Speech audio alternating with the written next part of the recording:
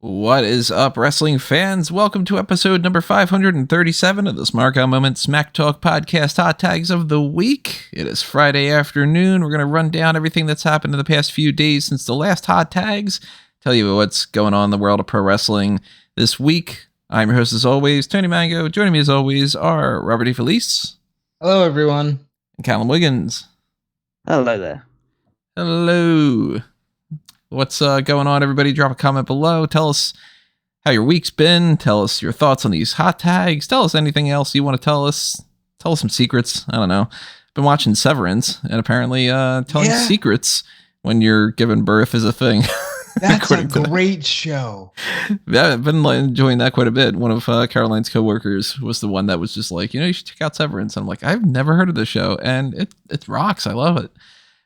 So check that out, everybody, if you're interested in binging a show. It's, I think, 5 episodes deep or something right now. But we're not talking about that. We're talking about sports entertainment here and sports entertainers and everything else that goes along with that, including trademarks, woo, and rules. Yeah. Quesadillas. We got a lot of things to break down here. So by all means, if you are enjoying this episode, hit the like button. Let us know that you are enjoying it. Words. Subscribe if you haven't done that already. Ring that little notification bell as well. And if you want to help us out on the monetary side of things, there's a couple different ways that you can do that. There are the TeePublic and Redbubble shops where you can pick up some merchandise. There's a little thanks button that you can donate money through the little tip jar kind of thing next to the like button. You could also hit the join button and get access to the members only content. Same thing over there is the same thing as the Patreon. You get the dark casts, you get the pick your poison tier where you can request stuff. And the same thing, of course, applies to fanboysanonymous.com if you want to check out that stuff that's happening there. Or if you're somebody who wants to do the pick your poison on that one, we got a movie coming up that we're going to be watching, The Man Who Knew Too Little. I don't know when we're going to do that, but, if you like that kind of stuff, you can request that stuff too. It's all in the same kind of family. So we're all family here. And, if you help out one thing, you'll help out another thing. It's kind of by proxy. We'll also talk about Manscaped a little bit later on. It's another way you can help out. But we'll put a pin in that right now and get into the hot tags because we actually have quite a bit to do here. Nothing stands out as like the main topic of like, okay, this is the week where such and such happened and it's going to go down in history as blank. But there are interesting things. And well, to be fair, no, there was. We just covered Scott Hall in a different podcast entirely. Right. Yeah. We're not going to do that on here. We're not going to talk about Sharmell going into the Hall of Fame because we're just, a week away from essentially breaking down the Hall of Fame, unless they don't actually say much more else. If they're gonna add a couple more people. I'm assuming over the next few days that we're gonna get some more information. There's rumors, of course, that the Steiner brothers are going in. Sid is a rumor, etc., etc. Fun class. Could be. Get to it. Yeah.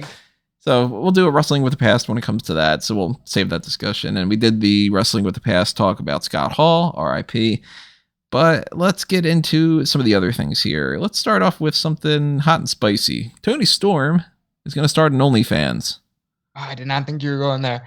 Okay. I'm just going to be hot and spicy. Cesaro trademarking. No, Toni Storm obviously has lots and lots of fans that would be interested in this. I don't blame them.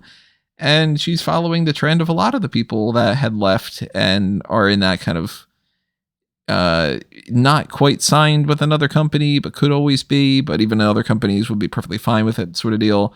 Brady Lauren, for instance, Scarlett Bordeaux. The Iconics have their own OnlyFans type content, but they are part of Impact. I don't blame her at all. She's young. She can capitalize on posting what she basically probably posts on Instagram and make a butt ton of money on it. Yeah, I would do the same thing if I were in her case. Yeah, I think that's what it boils down to for me is why wouldn't you? Mm-hmm. And kudos to her. Some people, of course, post like more risque content, and that's totally up to them to do that. But a Shaul Guerrero, for instance, or a Sadie Gibbs doesn't have quite the platform as a Toni Storm, and Toni Storm can get away with posting what she posts on Instagram, and she can make thousands of dollars a month on that. Yep, absolutely. Like, again, as you say, absolutely no reason to not do it because of yeah, because she knows she'll make a huge ton of money off of it, because there are certain people that porn just isn't enough. Just free porn is just not enough. There's abundance of it, but sometimes you just need to pay that little bit extra to just see a slightly risque photo of someone who's reasonably famous. Right, and I mean, I don't, and that's not meant to be me downplaying or anything like that. Definitely, if you've got the ability to do it, then make as much money as you possibly can off of it. I would do it in a heartbeat. Like, you know, you can see women and men on the internet doing much more explicit things for absolutely no cost whatsoever. Right, there's a certain hub that you can go to for free. But I mean, that's still it's not that person. There's also that element to it as well, where they feel like they're supporting directly their favorite superstar. Mm-hmm. And like, that's awesome. Again, if I was in her shoes, there's no way I wouldn't do it. I mean, there's probably OnlyFans content where she's not in her shoes, and there's going to be a whole group of people that are really digging that. I'm surprised we don't see more of the men try doing some of this. I mean, obviously, it's more of a market for women to succeed in, but I mean, plenty of really good looking wrestlers out there. Like, I would think that some of the men would try to tap into that too. Figurative word. It does surprise me a little bit, because there's definitely a market for it. There's a lot of female wrestling fans that I'm sure will be very interested, and obviously gay male fans that'd be interested. Yeah, they'd be interested in that as well. So yeah, I don't see why someone like I'm trying to think of somebody on the indies that would work at it, like a Tino Sabatelli or something. Yeah, right. On the indies, hold on. John Morrison could probably make a lot of money. They do a couples one, him and Taya, yeah. I mean, there you go. That's gonna make a ton of money. Well, I imagine that they wouldn't go so far as to the actual, save that for the hub. But but yeah, there's plenty of people doing it. Toni will be just joining in the list of that, and yeah, she's built up a huge following in WWE, and I'm more interested to see what that kind of holds for her, because as far as I'm aware, and I'm not super certain, again, I just not like I go searching this stuff out regularly, I don't think many AEW women's wrestlers are on OnlyFans. I know Paige Van Zandt is, but she's only recently signed. I love that her thing is called Paige Van Zandt. It's just so perfect. It might be an indication of where her potential next destination is in that regard. According to the Observer, by the way, Paige Van Zandt's making a killing on that. So, kudos. That doesn't surprise me at all. Yeah, I mean, look at her. But so that's a heads up for anybody who's interested in the hot part of the hot tags for OnlyFans content. I don't know what her link is. I thought you were going with the Smackadillas. You're like, hot and spicy. Well, I didn't think of it that way, but that's a good transition for that one, because WWE is selling something that they're trademarking as Smackadillas.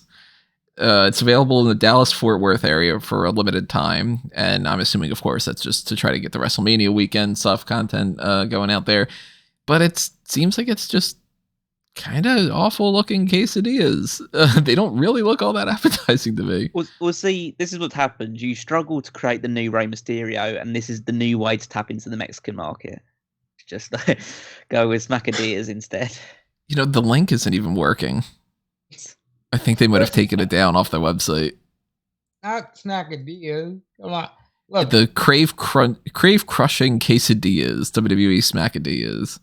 The thing. Oh, there's multiple. I didn't read this all the way through. There are a couple different ones. It's there's Spicy Superstar, there's Cheesy Chicken Champion, the Onion Rumble, Chicken versus Ranch, and Power Bomb Pizza. These are awful names. That's the best that you could come up with. Chicken versus Ranch and stuff. Pro Wrestling Tees has just started their own Power Bomb Pizza, which is like wrestlers delivering pizza to your house. What? Yeah, that happened last week. Who's doing that? Right now it's only in Brooklyn and I think Miami and maybe one other place. So probably like, think of a New York indie wrestler or something. Oh, so now I gotta try to or maybe it's the Brooklyn Brawler. Who the fuck knows? Who knows? But this is fine. I like when they branch out like this, because I'm the idiot that would be like, yeah, I'll do the WWE food thing. Sure. How bad can it be? See, you would love Pastamania. Oh, see, if I could have had an opportunity to try Pasta Mania, I would have. And if I was in the Dallas-Fort Worth area, I would try this because I'd be like, you know what? At least I'll have a like funny review or something. But I mean, come on, you couldn't have thought of anything better. I didn't think about anything ahead of time. I really should have to try to like, oh, my ideas would have been whatever. But I'm sure if I had 20 minutes, I'd be able to think of 6 better ideas or something. You're in Dallas. Why aren't you doing like a whole fake thing? Like a bar and grill kind of get up. Why are you doing quesadillas? Well, there's a large there's a Mexican market, I guess, but like, come on, do you really trust yourselves to make good quesadillas? I'm gonna wait for Thunder Rosa to feature these on her taco blog. Oh, that would be amazing, dude! Every time I watch that on Tuesday, I end up getting the worst craving for tacos, and it's just Thunder Rosa's costing me money. I didn't even know that she had a taco blog. But she has a taco blog with. She just interviews and chats with other wrestlers while eating tacos. It's great. Eating whatever local tacos there is in whatever city there is. Tacos are awesome. Now I kind of want tacos. See, you're not even looking at them. She had a double episode with Mick Foley, and I realized during that I kind of thought, does Mick Foley have enough teeth to still eat tacos at this point? I would assume he's got the ability to do that. I mean, he's got his teeth. Yeah, he's got the fake teeth. Yeah. I'm sending you guys the ingredients. What out of these would you get? Okay, I'm tempted to say more than likely the chicken cheesy thing, but like the Powerbomb pizza, I would also try. I'd stay with some spicy. I'm a wimp on spice. So when it says something's like, I don't know, say like the poblano queso and it's the Chihuahua cheese. I don't know what that is. I'm assuming that that's kind of spicy. I'd be like, I don't think that I could really handle that. Well, also, I don't like sour cream. I'd be tempted to get that one, but I'd probably get the Powerbomb pizza thing. Chihuahua cheese is a cheese that's specifically made in the area called Chihuahua. It's also where the dog's from. It's not made out of the dog, right? No, it's not dog milk cheese. I mean, you never know. The onion rumble looks good. Something happened to that Taco Bell dog. Jesus. They got turned into cheese, or they're just being milked constantly. This is the Yo Quiero Smackadilla. Who even promotes these? It's gotta be Ray, right? Like, who you get to promote? Who's that crunching out the sky? No, you get Los Lotharios to do this. Oh, you know what? And they have some really like overly like romanticized thing where they're like falling in love with the food that they're eating and stuff like that. Be like, my favorite is the spicy superstar. I feel like Dominic would be like, yeah, but I like this chicken versus ranch, and then Ray would probably be all about the chicken champion, and then you get Tony D'Angelo to do the Powerbomb pizza. Yeah, he comes in with the thing that's not even remotely close to. I like the pizza. Hey, I'm gonna be the new Don of NXT. I'm gonna get the Powerbomb pizza. Hey, I like quesadillas, but you know what? They're missing pizza. Yeah.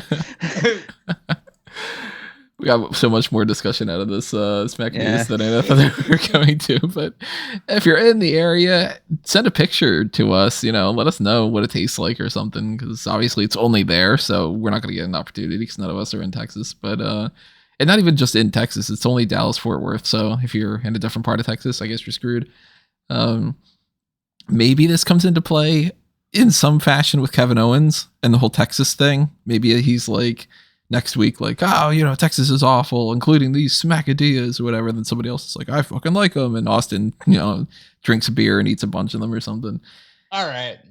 So we didn't have this on the list, but I have to bring it up again. I'll bring it up every damn week. Austin did an interview with Rich Eisen where he's like, yeah, I'm getting in ring shape. Yeah, this comeback is for me. I need this. My God, advertise a goddamn match. They're having a wrestling match. He's promoting a wrestling match. Advertise a match. Yep, they're not going to. Why? The money's on the table. It just drives me nuts. You'll promote Smackadillas, but you won't promote Stone Cold Steve Austin's last match? Yeah. I don't know. There was something else that somebody just mentioned a minute ago, and it made me think about another hot tag that wasn't on the list. What were you just talking about outside of the case studies? What are some other things we just ran down? Chihuahua cheese? Yeah. Wasn't the Chihuahua. Was Tony D? It wasn't Tony D. It wasn't the pizza. Oh my god. Did Dallas Fort Worth or anything like that? No, not Dallas. The Hall of Fame that we mentioned before we got on there? Yeah, it was definitely in the Smackadillas discussion. If I think about it, we'll come back around. If not, I'll just be like, it was this, I don't know. Retrospectively, leave a comment. Maybe you go, you guys didn't touch upon this, and I'll be like, son of a bitch, that was the thing. Yeah, I lost it. Whatever it was. That is something that's interesting. We have some other things to talk about, though, as far as like trademarks go. WWE has trademarked their NFT service thing, which is going to be called Moonsault. I don't like it. I don't like it already from the NFT. I haven't talked to Callum about NFTs. Callum, go off on NFTs. I'm not gonna. I can't go. I can't go off on them to a full extent because, frankly, I don't understand them as much as as far as I understand, based on the very basic amount of understanding that I've looked into it, they're essentially pieces of artwork that are Bitcoin related or something like that. So you attach a value to it, like you'd attach a value to a piece of artwork, and it's supposed to grow over time. And people are doing it in order and linking it to pieces of blockchain or stuff like that, which is meant to be more valuable, and so that's the aspect to it. So it's like you take any random Bitcoin or something like that, and now you put a picture of a monkey sucking its thumb on it, and now it's more valuable because it's the only piece of Bitcoin that has a monkey sucking its thumb on it. So that sort of thing. And I get why people do this stuff. And it's partly jealousy that I didn't know about this stuff like years and years ago, so I could like get on the ground floor and be a multi-millionaire by now. Me too. But then it's also to the point of like, oh, now I know that that's not a possibility. I just think it's fucking dumb. Well said. I believe the Moonsault name is because, cryptocurrency can be seen as mooning. I have to assume it's got something to do with that. I think this will be a failure. Not because I think NFTs are failures, but because usually is, yeah. The John Cena NFTs were dubbed by John Cena as failures. And nobody understands NFTs right now, but I will give WWE credit for embracing it now and not 10 years from now when it's already come and gone. So they deserve credit for that. But there's also the Lockup trademark, WWE Lockup, which I think is going to be the name of their Discord server. I don't have any knowledge speaking to that, but they did say when they announced Moonsault that they would be launching a Discord. So maybe it's the Lockup. I think that's awful. I just think that's awful branding, but whatever. I mean, Lockup sounds to me like that should be more of the NFT. Because you're locking it behind the blockchain. Right, yeah. And Moonsault, just, I don't get it at all. But then again, the NFT thing is something I don't buy into in the slightest bit. I think it's just a complete waste of money. I think this is like the latest fad for people to just jerk themselves off to. And it's probably no more valuable than when people went through that Beanie Baby craze and digital Beanie Babies is what my friend calls them. Yeah, pretty much. Like I own apparently 2 NFTs because AMC gives out stuff every once in a while. So I have like some Spider-Man one and a Batman one, and I'm like, okay, I got an NFT. What do I do with this? DC during their DC fandom. So yeah, I also have that. I did think about supporting small artists through NFTs, like not like the big monkey, the monkey avatar thing. But at the end of the day, if you want to support a digital artist, you could still just buy from them. Yeah. I just don't fundamentally get it. I think maybe we'll be dead wrong. Like remains to be seen. I think that there's something to it, but that it's been taken into a completely different direction. And fundamentally, if somebody wants to own the rights to some sort of digital image, oh yeah, I totally get that. But then aren't you just buying the copyright? Like, why aren't we just calling it that? This NFT thing, non-fungible token, or what? It's just one of these things that, again, I direct it quite closely to artwork because it does give that kind of impression to it. It's the fact that even if you own this NFT, there's no legal regulations that say you kind of own that image. People can still use that image in any way they want to. It's like someone owns the actual original Mona Lisa, but you could print off 1 million copies of the Mona Lisa if you wanted to and just paste it around your room or whatever and stuff like that and claim that you used to own it. But it's always that want to be the person that actually owns the thing that's valuable. That's why I kind of think what the whole NFT mindset is. It's like you want to own the original, even if other people are going to use it, and there's nothing you can do about it. Yeah, it's just a way for somebody to like try to like, what are you gonna do? Bring up your phone and you're on a date and you're trying to surprise them and be like, hey, look at this. I own the monkey sucking his thumb thing. Yeah. Oh my god, my panties are down. It's like owning any piece of artwork. It's just all vanity because art can't do anything for you other than the fact that you own it. Mm-hmm. I don't know, man. That's weird. Yeah. Whatever. Well, Cesaro is trademarking Cesaro, but not quite. He's trademarking all capitals CSRO. Of course, I have it. So yeah, CZO. Sure, why not? If he can try to do something that can capitalize off of his former name or something, try it.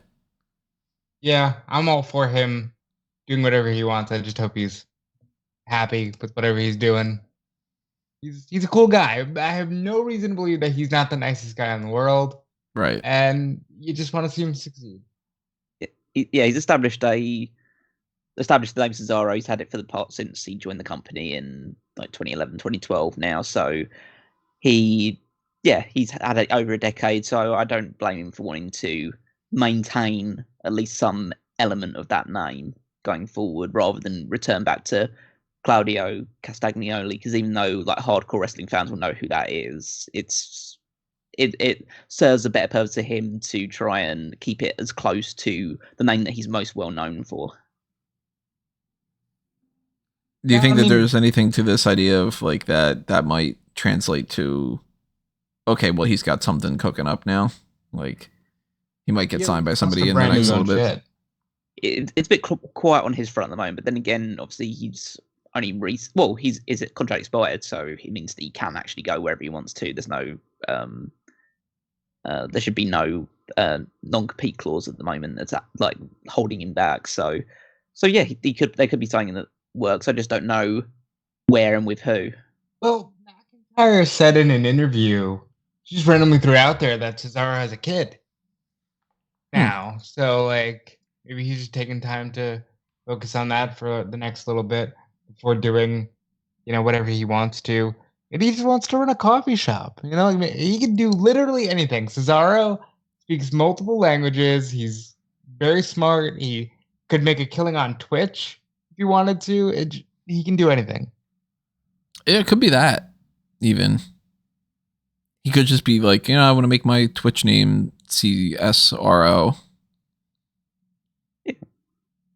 It doesn't necessarily mean that he's going to AEW or anything like that. But there is also the idea that WWE gave William Regal the William Regal name. Maybe they would give Cesaro his name. If they did, it would be so strange because it's like they make such a big deal out of, you need to change your name and you need to change your name and we need to own a name that's like David Williams or something, like. I think Regal was a special case because he was with the company for so long and did so much, both in the ring and behind the scenes. I think they just said, okay, you can have it. I think Cesaro being a little bit different boat, along with pretty much 95% of the roster. Also, Regal's done. Yeah, like exactly. He's not wrestling anymore, so let him have William Regal and he can go and be a manager. It's not going to really hurt them that much. Cesaro, though, he could have years ahead of him. I know you wanted to talk about Regal, right, Callum? I did, yeah. Go for it. Do you want to move into that now? Yeah, go for it. I didn't listen to the podcast, so. Oh, yeah, sure. So I listened to William Regal on the Talk is Jericho podcast earlier this week. I don't really listen to Talk is Jericho that much because, as I said, I think No, I don't actually, because as I said a couple of weeks ago when we talked about the McMahon on Pat McAfee's podcast, I don't really listen to interviews that much because I find them a little bit cringeworthy because as part of my job, I have to interview people to get information for articles and stuff like that. And so I find myself sympathizing more and more with the interviewers rather than the people getting interviewed. But listening to this, it was... I call it equal parts enthralling and harrowing, because William Regal has such a fun way of speaking, and basically throughout the entire thing, he stumbles a lot, and he brings up multiple times the fact that he can't remember things very well, and he kind of talks up Jericho's ability to pretty much remember things really well, and the fact that Jericho's tracked all of his matches and kept every single one of those things down, and think that more wrestlers should be doing that going forward. But then he talks about all of the health problems and the surgeries that he's gone through. Essentially, the whole hour-plus long interview is just him telling the stories of how he broke his neck in 1993 in a match between him and Ricky Steamboat for the television championship in WCW.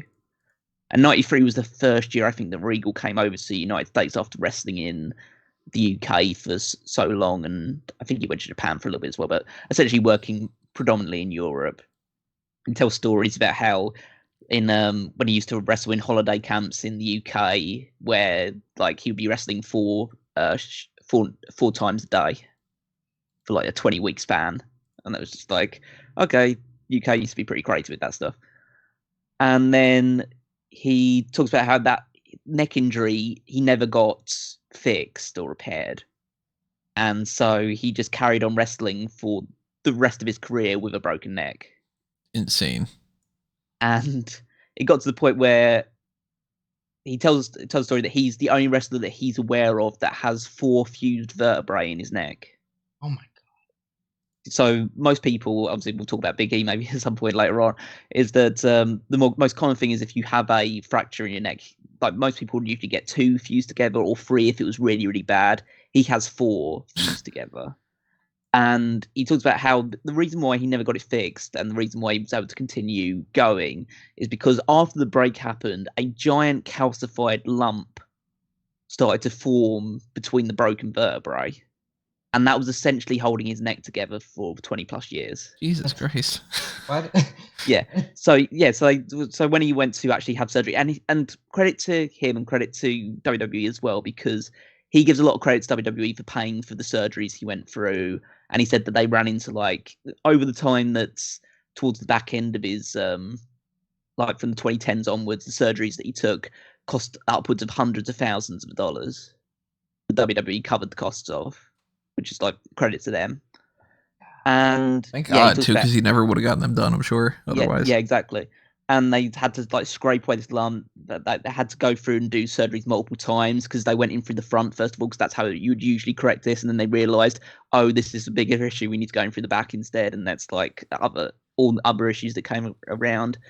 He talks about how he used to not be able to sleep because of the issues with his neck, and he would not sleep for 3 days at a time. Jericho talks about stories about seeing him on planes, and essentially during long plane journeys, he would just pace the corridors because he couldn't sleep. And the problem was that, so after 3 days, he would just exhaust himself to the point of passing out. Right. And then when he was sleeping, he would wake up every single hour with his arms in a really fixed T-Rex position.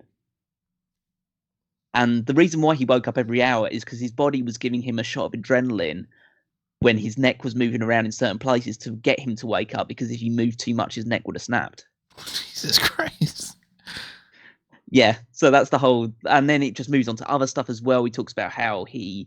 were the things that was put online, which were slightly taken out of context, was the fact that he was told at certain points that he had like 24 hours to live or 6 months to live and places like that due to heart problems that he suffered because he's had like this big calcification around his heart as well later on. How he contracted sepsis while due to having spinal fluid leaking out of his body. Oh my god. I mean, are you just going through a checklist of like all the things you can? This is all the stuff. This is all the stuff I can remember from listening to it early today. I don't have any notes or anything like that. No, I mean, for Regal himself, like, is he just going through a checklist of all the possible things he could have going on? He was basically going through it was basically a story of like he was going from this to this to this to this, basically to the point where in 2018, 2019, it was like to the point where he was really struggling with his health and stuff like that, and I think he was in hospital when the there was I think it was the second UK tournament was happening. I can't remember exactly all the details and stuff like that, and he's a little bit foggy in his states as well. But it gets to the point where you're just amazed that this guy lived to this long, especially because it also mentioned the fact that before breaking his neck, he never used to drink, and then obviously all of his addiction problems developed at least in part as a result of, he says it's a mixture of both the injuries and the pain that he was going through, and also just the fact that he was now making guaranteed money with WCW, and so he had more to spend than he'd ever had before, and he kind of went crazy as a result of that. And so, but it's a mixture of that, which is obviously super harrowing and super distressing, but also just like he's like a medical miracle. I think that one of the doctors told him the point that the last time I saw someone with a neck in as bad shape as you, they were already in a wheelchair. And Regal was already just like dancing around. He tells stories about how he like would just go out certain days or went for a drive with his wife, and then when he got out of the car, his legs just gave out and he just fell backwards onto the car and he didn't know why. That's just like all of this stuff is just crazy. You really have to listen to it to get the full scope of it. But then he also talks about how his role in WWE developed over time to the point where he was basically their talent scout for wrestlers in different areas of the country, and how he worked with people like Canyon Seaman to go to all of these locations, arrange things, go to Costa Rica, and basically anywhere that WWE Network was going and anywhere that WWE was showing television, he was going out to those places to scout people, because WWE was saying, okay, we're going to be on a TV station in, I don't know, Madagascar now, so we need to go out there and scout someone, or see if there's anyone out there that we can scout and bring over to be essentially our Madagascan representative. And so Regal will just go out to all these places, and he talks about how his final match is actually not the match with Cesaro in NXT. His final match is in front of 30 or so people in Dubai when he went to went to like scout talent there with Sami Zayn. In 2014, he went out there with Sami because Sami speaks Arabic, and so they were using him as an order to obviously communicate people. And these are people that just had never really seen a wrestling match in person before. They'd only seen what they see on WWE's or had access to from WWE. And so he decided he was just feeling good about himself, and Sami was there, so he thought, okay, we'll just do a short match. And so that's really his quote unquote final match. It's just essentially the darkest of dark matches against Sami Zayn. But yeah, it was absolutely fascinating. And that's a bit of trivia down the line for sure. That some kind of trivia game is going to be, what's the final match from Willie Regal, and it's going to be like, aha, actually. Yeah, but it was such a fascinating listen. And the best thing about it is that because even though it goes for like an hour plus, Jericho's having him back next week to record another episode because he spoke so long and so like detailed about the injuries and the trouble that he suffered in that regard. They never actually got around to asking any questions about wrestling, really. His career. Yeah, so Jericho already had let it down, so they're going to bring him back to go over that stuff afterwards. But yeah, it's not all just the harrowing stuff, but that was the stuff that really caught my attention. He talked really highly about Bryan Danielson, as you would expect. And yeah, he talks about like some of the other people that he's worked with and seen and done really and appreciate as well. But Danielson's the name that came up over and over again. He talks about the match he had, I think, on Superstars. I remember that that's where they rid him with the real man's man. Yeah, And apparently Regal was suffering from a serious a big knee injury at that point in time, and he basically had to be carried around backstage because he couldn't walk. And then he comes out, obviously you get the adrenaline rush, and so you're able to do it. And essentially he looks at how Bryan carried him throughout that entire match pretty much, and also apparently did stuff to his leg without ever hurting the leg at all. Like at one point he actually rams the leg around the ring post and Regal didn't feel a thing.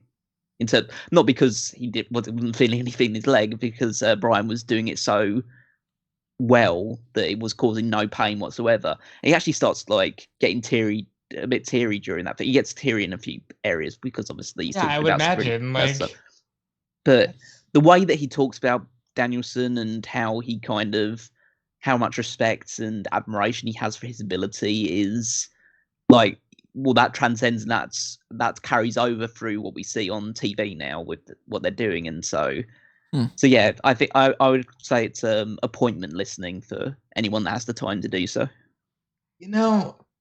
I just gotta put this out there. I've had a severely stiff neck for like the last 3 days, and it's been like, yeah, moving is no fun when your neck is like that. I can't imagine how this man is functioning and wrestling and being one of the best in the world with that neck. And my God, first of all, I have so much more respect for him just hearing that.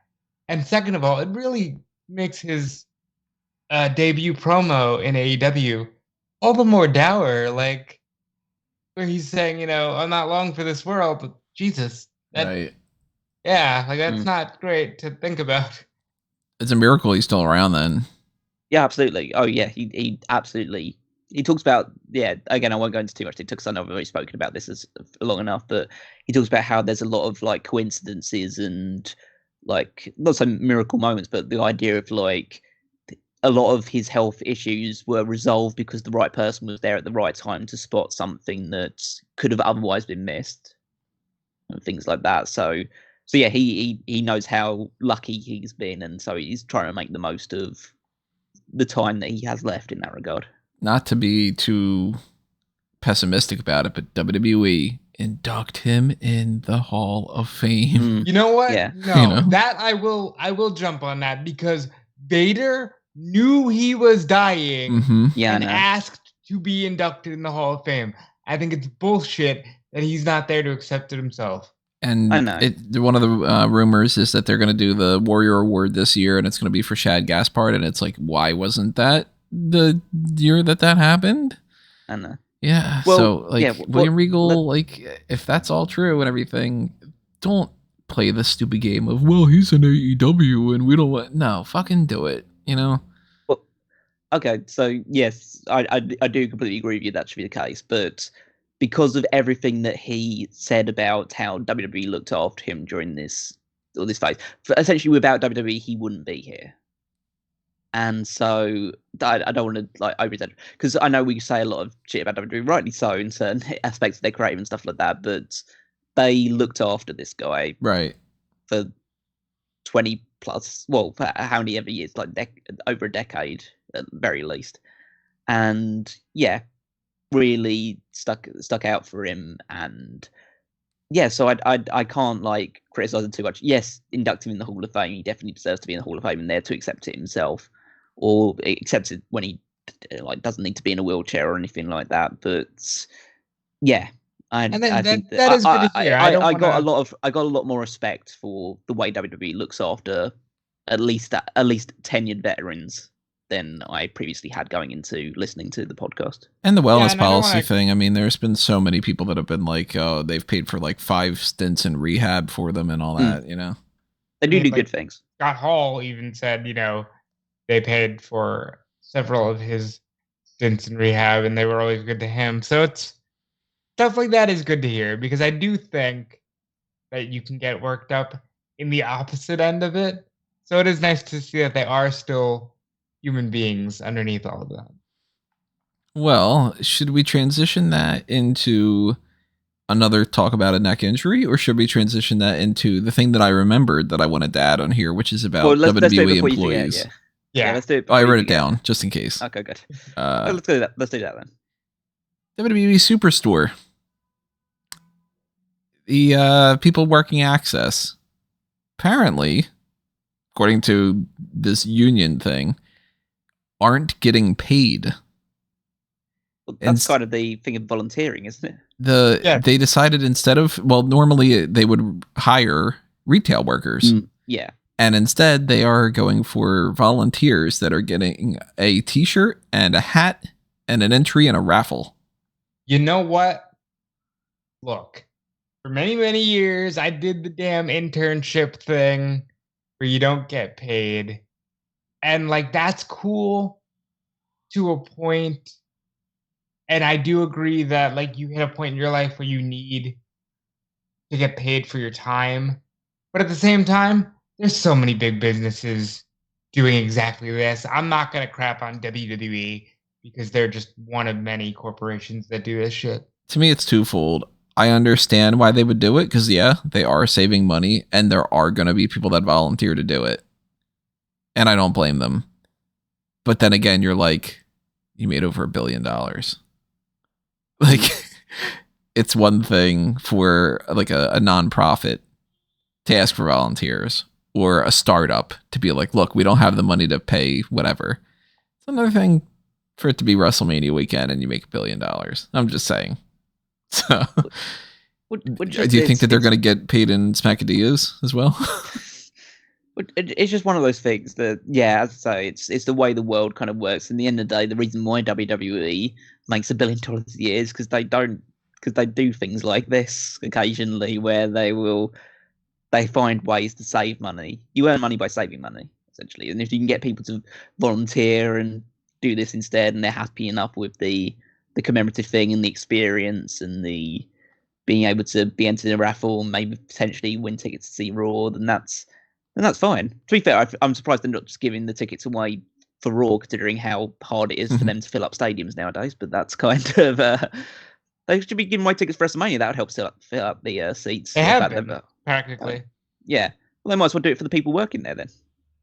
I don't see why not. Peyton brought up a good point. He said, what if the t-shirt and the hat is the uniform they have to wear? But yeah, I think that even it's one of those things that, yeah, everyone does it, so I understand why they're doing it, but that doesn't make it good. Right.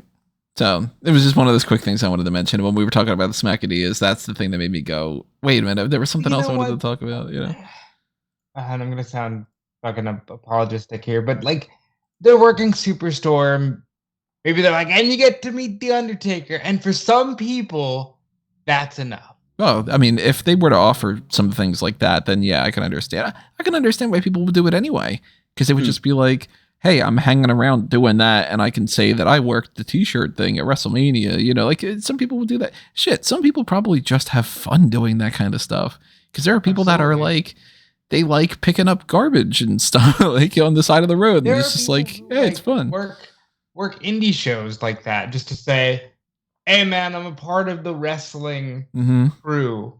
Yeah. So I just don't want to. People bring championship belts to TV tapings and, you know, smack them as if they're the champion. You know, I don't want to put anything past anything like that, but it is kind of just like, man, not even like minimum wage or something, you know. But yeah, it is what it is. But let's talk about another unfortunate neck injury situation. This happened after the hot tag, so we couldn't talk about it last week. And it's absolutely awful in every possible way. There was a match last week on SmackDown where Sheamus and Ridge Holland were facing Big E and Kofi Kingston. Ridge Holland goes to do a suplex on Big E, and Big E lands on his neck. Or he lands on his head, and comes out of it with a neck injury. A neck injury that seems way worse than, for instance, the Drew McIntyre one, where he came back in just like 2 weeks or 3 weeks or whatever it was. Big E has said multiple times now on Twitter and everything, he's posted things on social media that like, he's got the neck brace on and he's like, you know, I'm doing okay. My neck's broken, but my heart's still beating and everything. And he's been really feeling the love from everybody. Yesterday he took a walk with his taco meat out. Yeah, the taco. I was confused as all hell about that because I've read it before. It's like Big E says that he's going for a walk and the taco meat is out or whatever. And I'm like, what the fuck is Big E doing? Let me click on this video. Like, is he serving Smackadillas? But I mean, everybody's always said before about how he's this like great guy and nobody has a bad thing to say about him and everything. But even if that wasn't the case, everybody would be wishing him well on top of that. But we can only hope that this is one of those injuries where, since he said that he doesn't need surgery, supposedly, we can hope that it could be one of those neck injuries where, within however many months that he does this rehab and maybe they do some kind of surgery, I don't know, but that he's able to continue to wrestle. It hasn't been ruled out yet. It hasn't been guaranteed that he can. Of course, they're learning new stuff every single day about things like this, and then they're learning more stuff about his condition every single day.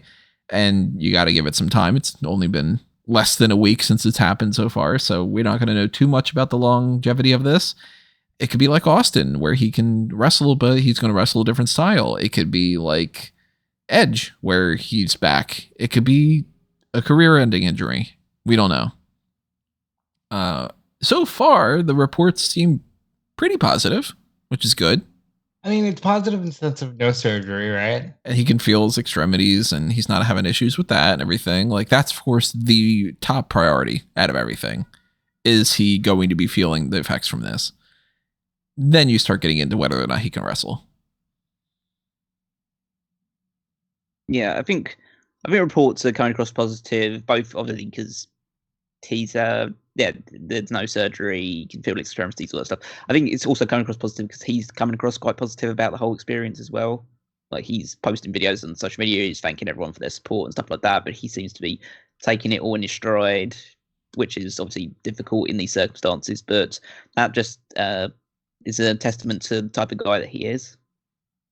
And everyone seems to, as I say, everyone loves him. Everyone talks so highly about him, and the outpouring of love on social media and everywhere else has been immense for him, and I'm sure he's appreciating that.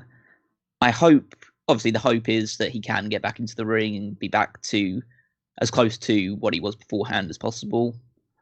The injuries are, it's a broken neck. Let's not beat around the bush about it. It's a broken neck, so it's you can't really guarantee anything at this point in time, especially until further down the road when it's see how well they heal and how big of an issue it would be for him to step back in the ring. It would be a really low way to end career. At least, admittedly, we can take solace in the fact he did get the title.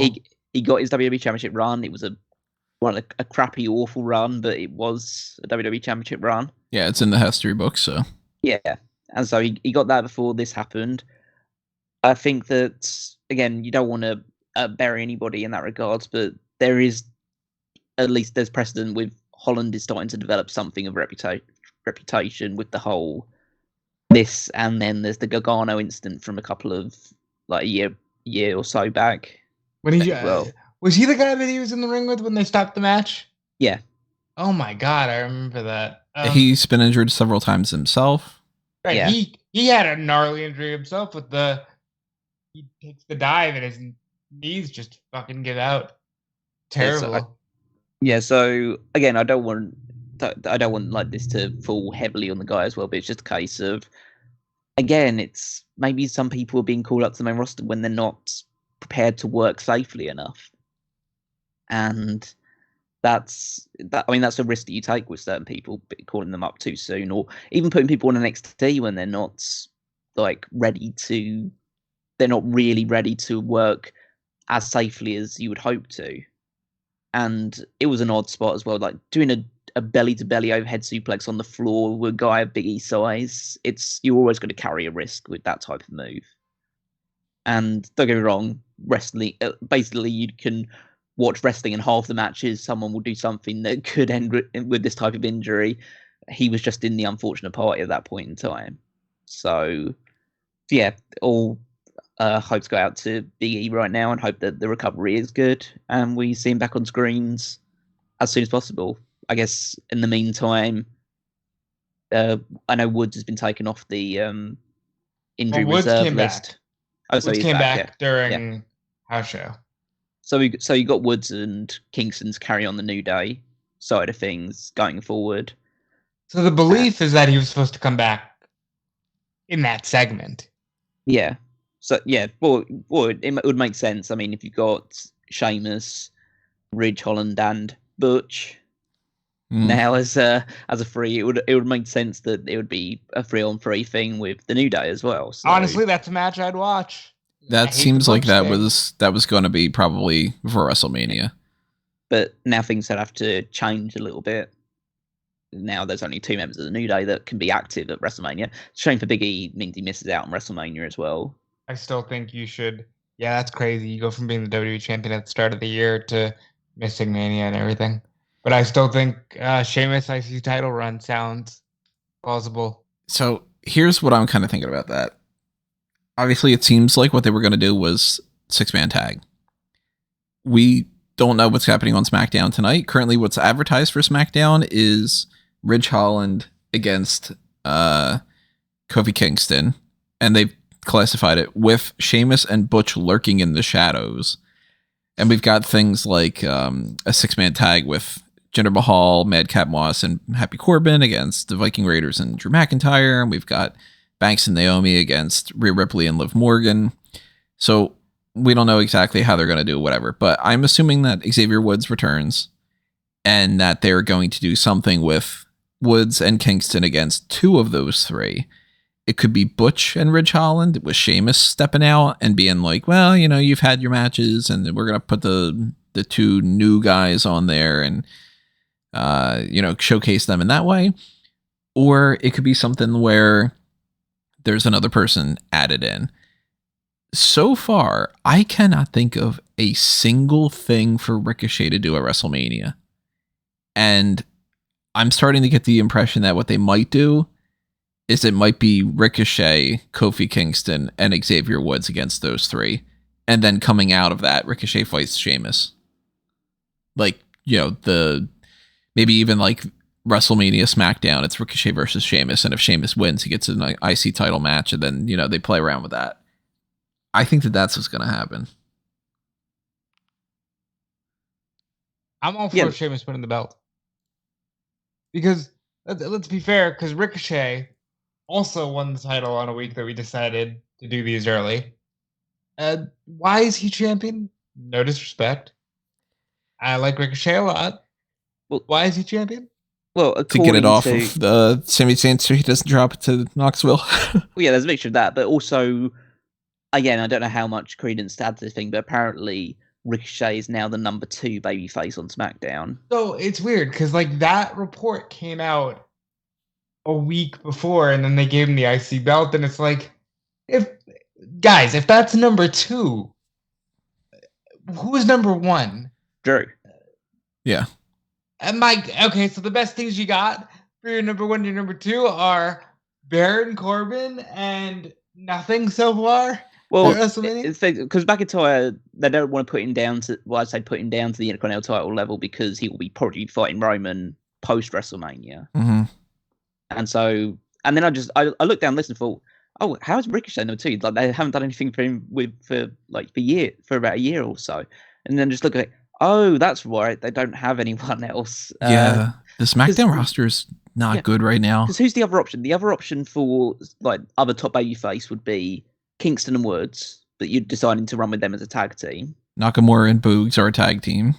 Yeah, Nakamura is the previous is a previous just removed earlier this year Intercontinental champion. So I guess they don't want to go straight back to that. They got Eric and Ivar, which is a tag team. Another tag team, yeah. And then you've got Mansoor. Yeah. That's it. He's only potentially available every twice a year. And then people get mad when I go, fucking, there's no need for a brand split. I'm not saying because I don't like brand splits. Callum and I did a whole show about how good the brand split is. Like, no, they don't put any effort into it. Yeah, but again, it's not an issue about a brand split. It's an issue of the fact that they just don't build anybody. Yeah, as good baby faces. It's like who on Raw would be a suitable Intercontinental champion in the babyface range? Like Priest is now heel, and Balor's already the United States champion, so he's already got his mid card belt.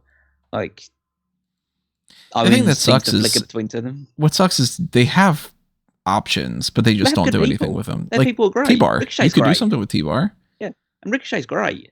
Mm-hmm. If you actually booked him properly and like gave him a very meaningful title run, then he'd be great, and you could position him to actually maybe even fight Roman down the line.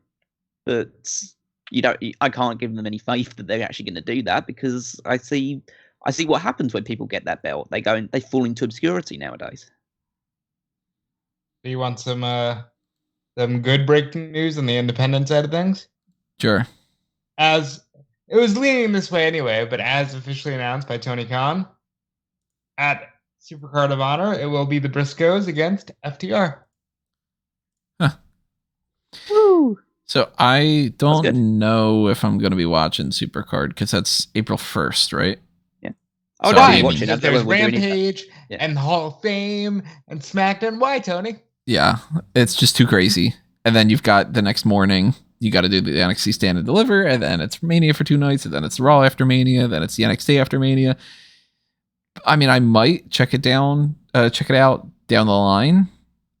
I don't know exactly how, but maybe like, that Thursday, the 7th or something, I might be able to check it out. But it could be interesting. So, just spitballing here, we could figure it out later, but you just said that, and I just thought, you guys want to watch Stand and Deliver as a live stream? All going to depend on how much coverage I'm doing. Fair enough. Same here. Because if I'm doing my normal coverage of 3 things at the same time, it's too much to do a podcast with there. But if I'm only doing 2, then we might be doing that. Because that might just be able to be something a little bit different for everybody. And obviously we wouldn't do a post show because the whole point would be that we'd be doing it during. It'd be the during show. But the cool thing about that announcement is that obviously the reports have come out recently that the reason why AEW have never brought the Briscoes in is because people at Warner Media are uncomfortable with the idea of bringing the Briscoes in because of homophobic tweets they made in 2013, I believe, which they have since apologized for, and they have shown no signs of having the same attitude since then. And they seem to have learned and evolved over time. Again, it's brought up that whole discussion about what does AEW Warner Media allow and what they don't allow, because they don't want the Briscoes in, but they've got Jay Lethal and there's all that other stuff surrounding it. But again, that's all more hearsay and speculation, so you wouldn't really delve too far into it. But the fact that he's obviously, Tony Khan owns Ring of Honor, and the Briscoes will work in the Ring of Honor show as the Ring of Honor Tag Team Champions. That's Ring of Honor Hall of Famers at this point. Yeah, and that's a good sign to say that, okay, so they're not going to be on AEW because Warner Media don't like it, but Tony Khan is happy for them to be in Ring of Honor. So I think that's the real indication to me that this is a Warner Media issue, not a Tony Khan issue. And if Tony Khan can put them in Ring of Honor, then he's going to use them in Ring of Honor. So that's or good at the very for least, it's for this one, because it might be like, well, this is the last Ring of Honor show, and then we're going to switch things over. Maybe. He did talk about, like Tony did talk about, hey, so this was announced before I bought it, because I wouldn't have booked it for a Friday night because there's so much stuff on Friday night. So, maybe there's some good news there. But I want to transition that into this. We didn't have this on the list, but WrestleVotes, very reliable source, said September 3rd, WWE running a stadium show in Cardiff, Wales. Yeah. Yeah. That's also All Out. Like, All Out's that Sunday though, right? Oh, is that the next day? Well, they always do it on Labor Day weekend. So Yeah. it could be. Well, we don't know whether it will be Saturday or Sunday. They've been doing more stuff on Sunday recently, so I would assume that if WWE's putting on a show on Saturday, they'll do that show on Sunday instead. Isn't it weird how that's been? How that flipped? Because it was like AEW was doing all the Saturday shows. WWE's been Sunday forever, and then WWE is like, how about Saturday? And AEW's like, well, how about Sunday? it's so I know strange. it is. I would is like a bit them odd. to all just do Saturday. I like I would as well, better, but too. it's obviously difficult if you're both doing the same show at the same day. But obviously, Yeah. I mean, AEW have firmly established. Again, I don't criticize WWE for doing this because at the end of the day, it's their choice. They can do things on whatever day they want to. But AEW have pretty firmly established the fact that we do All Out on Labor Day weekend. That's what we do. WWE is saying, okay, then we'll do a show on that weekend as well. Just like, Yeah, no, And I like the idea of that. I like the idea that it doesn't matter when Labor Day weekend is. It's Labor Day weekend. I think yeah, Double or Nothing is Memorial Day weekend every week or every year. Every week. every week is Memorial Week. Yeah. Mr. T pops up. Yeah. Yeah, so I mean this whole April thing, it's just gonna be the death of me. I say this every year, and pardon me, One dies every day, year. but the truth is, like, it's becoming too much. It already has been. That's the thing. It's not But, like, becoming. It was just WWE.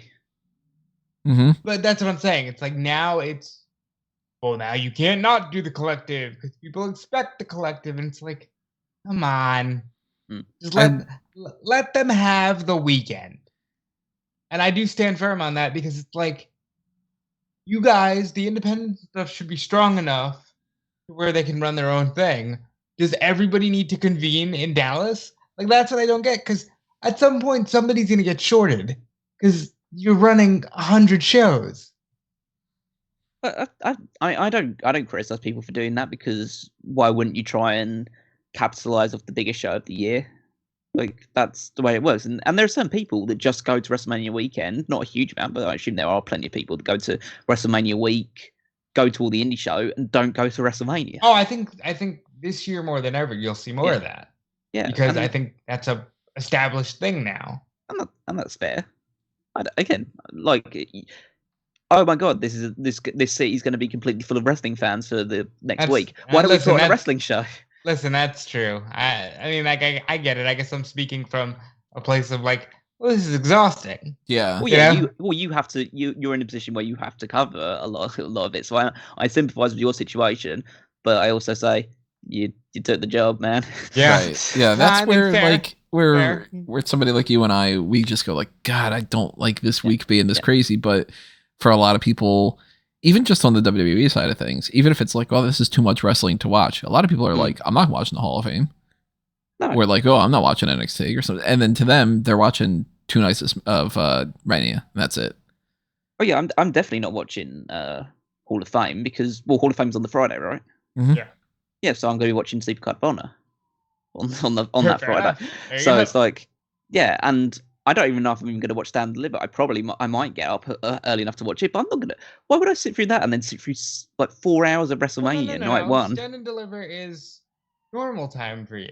I know it's normal time for me, but you've got to imagine the fact that I need to spend like, was it 2 or 3 hours watching? Well, no, but it's like, 2 or 3 hours watching that, and then 4 hours watching WrestleMania. I don't want to sit and watch wrestling for 7 straight hours. That's why WrestleMania is 2 nights. Yeah, there you go. But already on day one, I've got 7 hours of wrestling. I've got another 4 fucking hours after that. It's like, and then you got Raw. I'm not watching Raw. I never watch Raw. He doesn't watch Raw. No, but I mean, but like for the people that are watching this stuff, like, oh yeah, you know, like, well, you guys have gotten some punishment. I don't know why you do it, but that's down to you guys. Yeah, actually, money has the big thing involved in it. But still. Yeah, it's more than that than anything else. Yeah.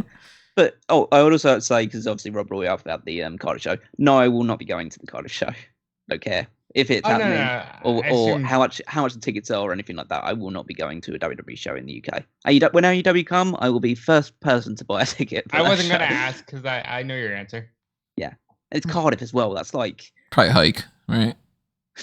It's the other end of the country. Yeah. Realistically, for me, it's not like it's impossible. Not impossible. Like, it would take me like, I don't know, 6 hours to travel over there, so it's not like it's insurmountable, but I'd have to take days off work and stuff like that. Ignorant American. And I wouldn't enjoy myself, and that's kind of the main crux of it. So yeah. Ignorant American. I look at that and I go, why wouldn't you just run Wembley? Why wouldn't you specifically run the one venue that you ran for a proper pay-per-view and say, let's beat that number? Was that 80,000 announced? I don't know what the real number is. So they could potentially fill Wembley. I don't know whether Wembley's equipped for pro wrestling, because Wembley Stadium is kind of it's a football stadium primarily, but then it hosts American football as well. I know that much. And it's done it obviously does gigs and stuff like that for bands. I don't know whether it's ever been proposed or the idea has been put out there to do professional wrestling there. But I don't know whether it's been ever pushed for this Cardiff arena as well. But I think it's a safer bet in terms of they'd probably be more likely to fill that stadium than they would do Wembley. Fair. But yeah, whatever happens. If it was in Wembley, I'd be more inclined to potentially go because it would be like an hour train journey away. But you know, I still probably wouldn't go. But but yeah, Cardiff, it's not going to happen for me.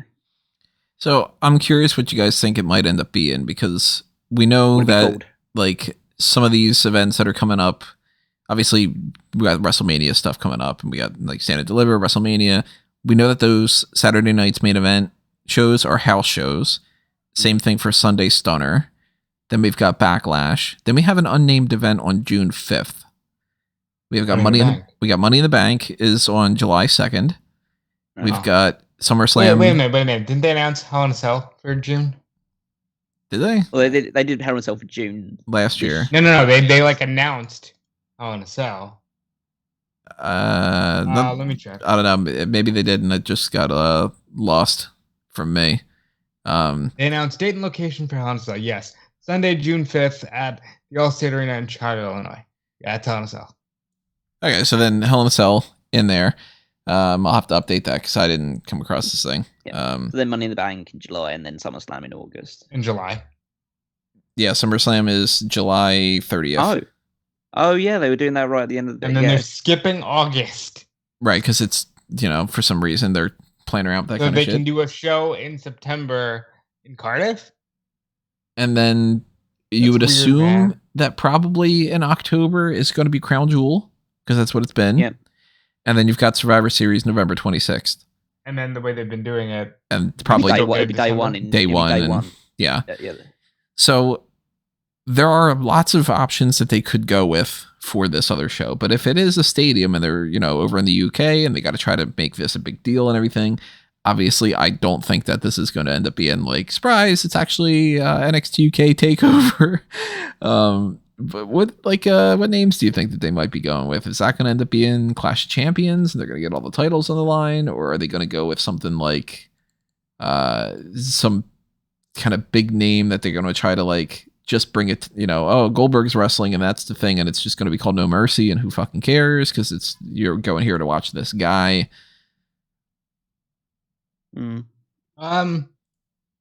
Honestly, the name WrestleMania Rebellion is ringing in my brain. So the UK pay-per-views were there've been a few UK pay-per-views in the past, so they would come for. They weren't like real pay-per-views. They were just like extended house shows, which they decided to just put on film and pay-per-view. But it's Rebellion and Insurrection, the last main two ones. I don't think they'd go with either of them. I mean, they could do. They're not going with Insurrection. Yeah, definitely 2022. There's Capital Carnage, but then again, they're not in London. But Cardiff is capital of Wales, so I guess they could get away with it. I like that. And yeah, they've done No Mercy UK before. That was I think the first time they did No Mercy was actually a UK show. Yep. So yeah, I like this is out of the question. Carnage. I think they might come up with something unique for that show. I think that they're going to go with just a brand new name, yeah. Because they can't quit Crown Jewel, so they can't do anything Crown related. They wouldn't do something Royal Rumble related. I'm just trying to figure what stereotype Or would they they'll just go call with. it Crown Jewel and then call the show in Saudi Super Showdown? Well, I think they might call this Super Showdown Cardiff. Right, yeah, I would think it would be the opposite around. That's so lame. Because Crown Jewel would be Crown Jewel, Australia, yeah. Yeah. Yeah. Australia show was Super Showdown, so I'm hoping it's not Super Showdown. That's one of the main things I wanted to bring up was if they just call it Super Showdown, that's lame as shit. Well, obviously, I don't think it would be Stomping Grounds. I don't think that it would be something like I mean, the likelihood that they would go with something that would be just like Great Balls of Fire would be absolutely insane. What are some like English, or not? I guess not English in this case. What are just some like UK terms that might be able to fit into a pay-per-view name? I mean, Great American Bash. Yeah, it's hard for me to like just immediately attribute it stuff like that. I'm thinking like if just going with the Wales rhetoric and the Cardiff rhetoric, it could be something dragon related. So obviously they have a dragon on their flag. Could be something to do with valleys because they're known for like their valleys and hills and stuff along those lines. They're all things that I don't know as an ignorant American. I mean, there's things like the Great British Bake Off. They might be able to. You call it, in America, it's called the Great British Baking Show or something like that, isn't it? Yeah. Yeah, it's just why don't you call it the Great British Bake Off? It makes no sense to me. Why decide to change that? WrestleMania Wales. I'm telling you, like I'm just trying to figure out how they're gonna force WrestleMania. WrestleMania. Well, see, I would assume that they wouldn't go with the WrestleMania name, but they could go with the SummerSlam name. Because I mean, you know, it could be SummerSlam Backlash for all we fucking know. Oh, I hate that we live in a world that that's possible. Yep, it's a very strong possibility. I mean, I like the fact that it would be because it's just in September. I would like it if they called it Fall Brawl. I was just gonna say, I hope that somebody brings up Fall Brawl for the pitch meeting because that'd be so much better. But yeah, we'll wait and see. It'll be something, and we'll even know if it's like really disappointing. It's like Super Showdown again. But as you say, Tony, it probably wouldn't be Great Balls of Fire. But speaking of balls. I think we got. We can have. Yeah. I think we can talk a little bit about balls. I think we're a bit. You know what? You take care of your balls. I don't care if you're in Wales, if you're in England. I don't care if you're in America. You need to take care of your balls, right, Tony? Well, it's a weird way to transition into the control your narrative, but. That's what very much. It was lame as shit, but we'll move on to that. No, instead, what we're talking about is our sponsors for this episode and for many of these episodes we've had recently, which is Manscaped. And of course, if you don't know already, what we got going on here is if you use the promo code SMARK, SMARK, over on that website, doesn't matter what you order, you get 20% off and free shipping on everything that is on the site. And they've got the old products that we've mentioned many, many times in the past, like the lawnmower and I got a blank on the name. The nose trimmer. What's the name of the nose trimmer? Weed whacker. Weed whacker. I was like the lawnmower and the lawnmower, and I'm like, no, this doesn't make any sense. No, you gotta whack your weeds. My brain is not working at all today, but you know what is working? The lawnmower, because I've charged it one time since we've had this. One time, and it still has kept the charge, which is insane. And of course, it's never cut me up or anything like that because it's got the advanced skin safe technology. So you know that you're getting a great deal with that. And you can be checking out all the other new things that they've got going on as well. I know that I've got a package in the mail coming towards my way for all the deodorants and different things that are along that kind of spectrum. And I'm very, very sad to report I dropped the cologne the other day. The bottle shattered. And RIP that cologne, but I'm going to be ordering another one because it's so awesome. And thankfully, at least the bathroom smells nice for the past couple of days. Which one did you drop, Primo or Epico? Yeah, probably no. So, you know that's another thing too. If you want to make your bathroom smell really nice, drop one of the bottles of the cologne, I guess. But if you pick anything up on the site, which I highly, highly recommend, use the free shipping and 20% off code SMARK. Make sure that you do that because it not only saves you the money and everything, but it also lets them know that we are the ones that told you this information and that you're coming and ordering something through us. That way they know that, you know, this is actually working for them and that they can continue to support us in the future. So we want to thank them for supporting us. We want to thank you for supporting us by supporting Manscaped. And we still want to know what different things you're trying. So if you did try something out and you're interested in letting us know what you thought, leave something in the comments below. Tell us what you picked up. So the little joke that we had there, I think it's worth talking about. The control your narrative rules. Oh, God, just saying those words just make me want to throw up in my mouth. So, okay. So let's start here. So this is an obvious fucking ripoff of Fight Club. Not a ripoff, inspired by. They would call it an homage, but it's a ripoff.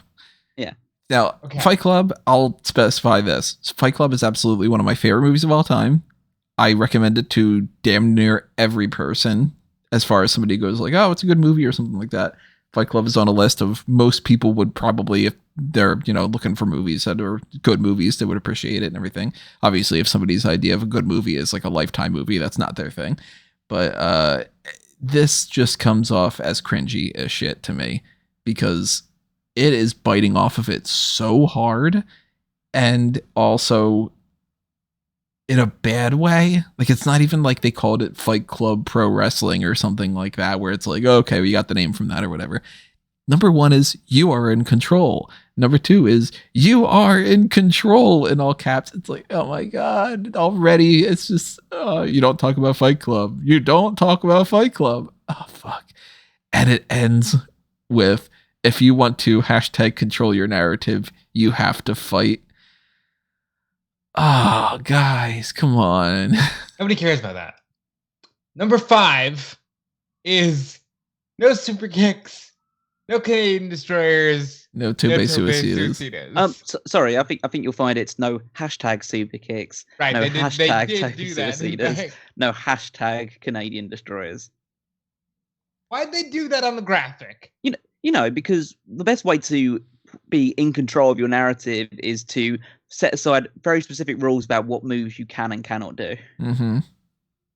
But they think they're being cool and edgy by the fact that they're not doing the quote-unquote indie moves. And frankly, it's just a case of, do whatever the fuck you want. It's wrestling. It's like, some people like that, some people don't. It's like... But isn't that the whole point about controlling your narrative? Like, I feel like in a different era, what's going on here could have gotten over. But it's turned into such a joke and a parody of itself already that it's just like, oh God, what's this going to be? See, you know what's happening here is with a name like Control Your Narrative, it's already sounding bad. That's more of like a movement rather than a company. Control Your Narrative Pro Wrestling. And the thing is, a movement like that could potentially work if you have it where you don't have the rules and such. Because the whole point is you control what story you want to tell. Like, the rules should literally be things like, okay, if you sign a contract with this, you need to make sure things are safe. Like, you know, you can't have somebody like cut somebody's finger off, for instance. Because you know that there's going to be people that are in like the indies who smack each other in the face with light tubes and all this kind of nonsense, that they would want to do something that would be like, oh, we're going to have a legitimate death match or something. You put up a rule of like, it needs to follow these safety protocols. You can't do a story about like, say, I don't know, like a racist story or something like that, where we're just like, oh, we're not touching that kind of thing. A couple rules like that, that's all you need. And then the rest can be, everything else is up to you. And instead, they've got fights end when you tap out, get knocked out, can't stand or quit. Sanctioned matches can end in a pinfall. Oh, so it's an ODQ match or it's a match. No. You got to fight. Yeah, it's a fight. So it's like, it's basically MMA, or you have a quote-unquote match. If Raw Underground got in the hands of people who fall in line with January 6 people. It's like, rule 4, standard professional wrestling rules apply for sanctioned matches. Chaos ensues in the project pits, which sounds like the worst team meeting ever. Project pit. We're going to really hash out some demographics here and stuff like that, and plot a few graphs and stuff like that in the project pit. Maybe it's just kind of like when you give little kids in like preschool different things to play with. Yeah. Be like, oh, go into the project pit, and that one you can build stuff with Legos. Yeah. And it's like they're watching the kids play, and they're telling their parents, "Oh, well, they're gravitating towards the Lincoln Logs. They're going to be architects." Yeah, little Billy spends a lot of time in the project pit. He's always creating fascinating artwork and everything. You know, we have a lot of options to stimulate the growth of our wrestlers. We've got crayons, and we've yeah, they're really controlling their narrative with the crayons and building blocks there. There's a running joke that I have with Caroline that I started doing when since we've been watching House of Cards. I forget exactly what spawned it, but I had said something where one time Doug, the character, said like, oh, I'm gonna like get you something or whatever. And I was like, oh, he's just going to draw like how little kids draw with crayons. And it's like, this is my family. And then you put it up on the fridge and it's like, he's going to draw Frank and Claire and whatever. This has been a running thing now for like, you know, over a year, I guess, of like, she'll be like, oh, is that person going to do like the crayon drawing or whatever? Now I'm just picturing like EC3 and Braun Strowman, or what's his name now? The Titan something or whatever. The Titan Adam Scherr. Yeah, Titan Adam Scherr. Like, they're going to be like, okay, you know what? We're going to settle this in the ring like men. And then it's the two of them and they're drawing like, this is me angry at you. Like, you don't get access to the project pit because you said that one's a poopy head. Like, well, to be fair, this is my favourite out of all the rules they've put over is the sixth rule. Yep. The fight isn't with your opponent, it's with yourself. Yeah, man, control your narrative, Callum. But no, but it's the most hilarious thing that I'm just going to see someone stay in the ring pretending to be beaten up by themselves. Just like someone acts like someone's like that thing where they like got like they're trying to punch themselves and they're trying to hold their hand in place. It's just like, no, I will not submit to my own fist. and it's like, I mean, for anybody who's watched Fight Club, the fight is with yourself. Like, I mean, quite literally spoilers for the movie. Yeah. But then, like, what are they going to have? People cutting a promo? If you're in China, that's a different story. People cutting promos in the ring where it's all like that. You ever see like people post Caroline showed me a thing earlier. It was like 25 cringy things or whatever. And this person's like posting a thing on Facebook as if they're the Joker and whatever. And like, I'm thinking somebody's going to be in the ring and they're all going to be like pacing back and forth and just kind of, you know, yeah, because my dad didn't pay attention to me. Listen, and, you know, like that kind of thing. And it's like, this is a lot of therapy hour in the matches. Yeah, there's going to be a lot of talking in the matches with your opponent and just like, somebody's going to have the big like waking moment where they're about to go for a chair shot and it's going to be like, no, I can't do that. Like, you know, very terrible CW acting. Oh, also, first of all, you're not going to CW. Like, if they did anything to you, have they done anything to you today? I'm sure they have. I stopped watching those shows a long time ago. Fuck the Arrowverse, man. It just got real bad. But number 7 too. Fights will go on as long as they have to. Sanction matches hit their times. TOO. Oh yeah. They did misspell it, didn't they? Fights will go on as long as they have to. TOO. Listen, I don't care about that. I care about the fact that sanctioned matches hit their times. Like, come on. Nobody wants this. Nobody wants. Okay, we all get that we're in on the joke, but nobody really wants to be that in on the joke. Like, stand-up comedy is funny because the guy's out there going, and this is the punchline. Bazinga. You know, like, what the fuck? Just I don't need this. I don't think anyone necessarily needs this, but I think that this is hilarious. And it is shouldn't be. The thing is, it shouldn't be. It's okay. You want to take a unique swing of pro wrestling, and it just became instantly, oh, this is the, for lack of any better term, this is the Trump Supporter Wrestling Federation. It's like, well, how did it get there? TSWF. It's a total laughing stock. It's the best way that I saw it described on Twitter is that these rules were written by someone who has watched Fight Club religiously and yet totally misunderstands the subtext of toxic masculinity and like that sort of culture surrounding it. It's just like, are they going to have instead of the Money in the Bank, they're going to have the red pill? Oh my God, they will. Like, you take the red pill and you can at any time you can cash in and whatever. No. It's a box with 2 chairs. You get the red chair or the blue chair, and you get to control what happens next. Oh God. Did you climb the red ladder or the blue ladder? Oh, you know, that's even better. Yeah, I mean, at the end of the day, I don't criticize many people that have signed up to do this because at the end of the day, it's payday. So like wrestlers have to work. So yeah, they get that sort of thing. I feel a little bit more, a bit of lack of respect or towards the people that are actually like, you know, controlling this narrative. So which would primarily be EC3.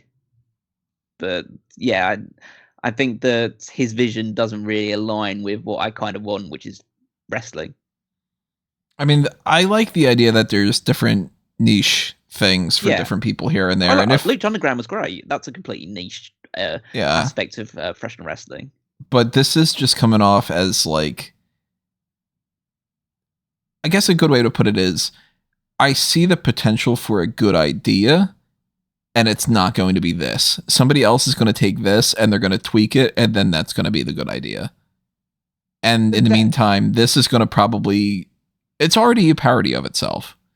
So it's going to fail. There's no way this is going to be the next big thing. This is not ECW changing the game. This isn't going to work.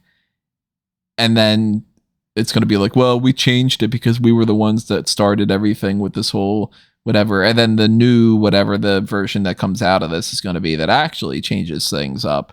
Is going to be like, well, they were the precursor and that kind of thing.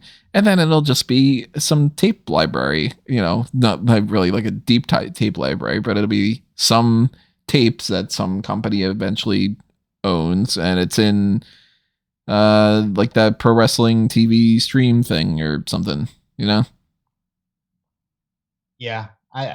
I'm still hoping though that the Project Pit is just people doing crayon drawings.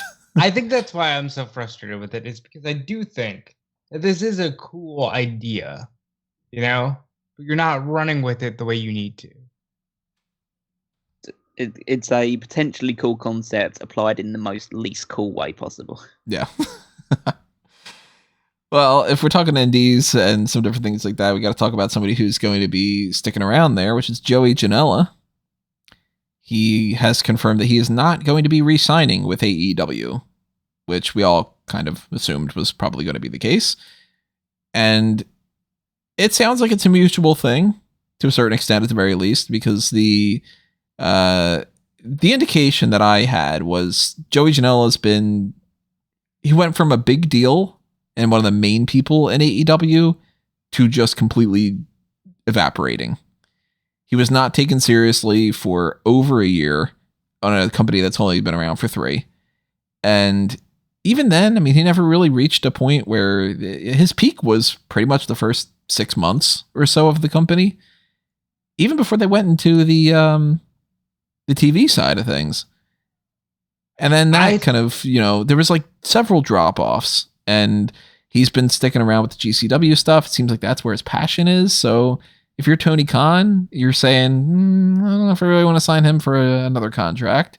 And if you're Joey Janela, you're thinking, doesn't seem like I'm really going anywhere with this AEW thing. If you want me to pop up here and there, we can do that on a per deal basis. But instead, I'd rather hang out and be Joey Janela's Fun Time Smash Fest, or I don't know, whatever they call those things.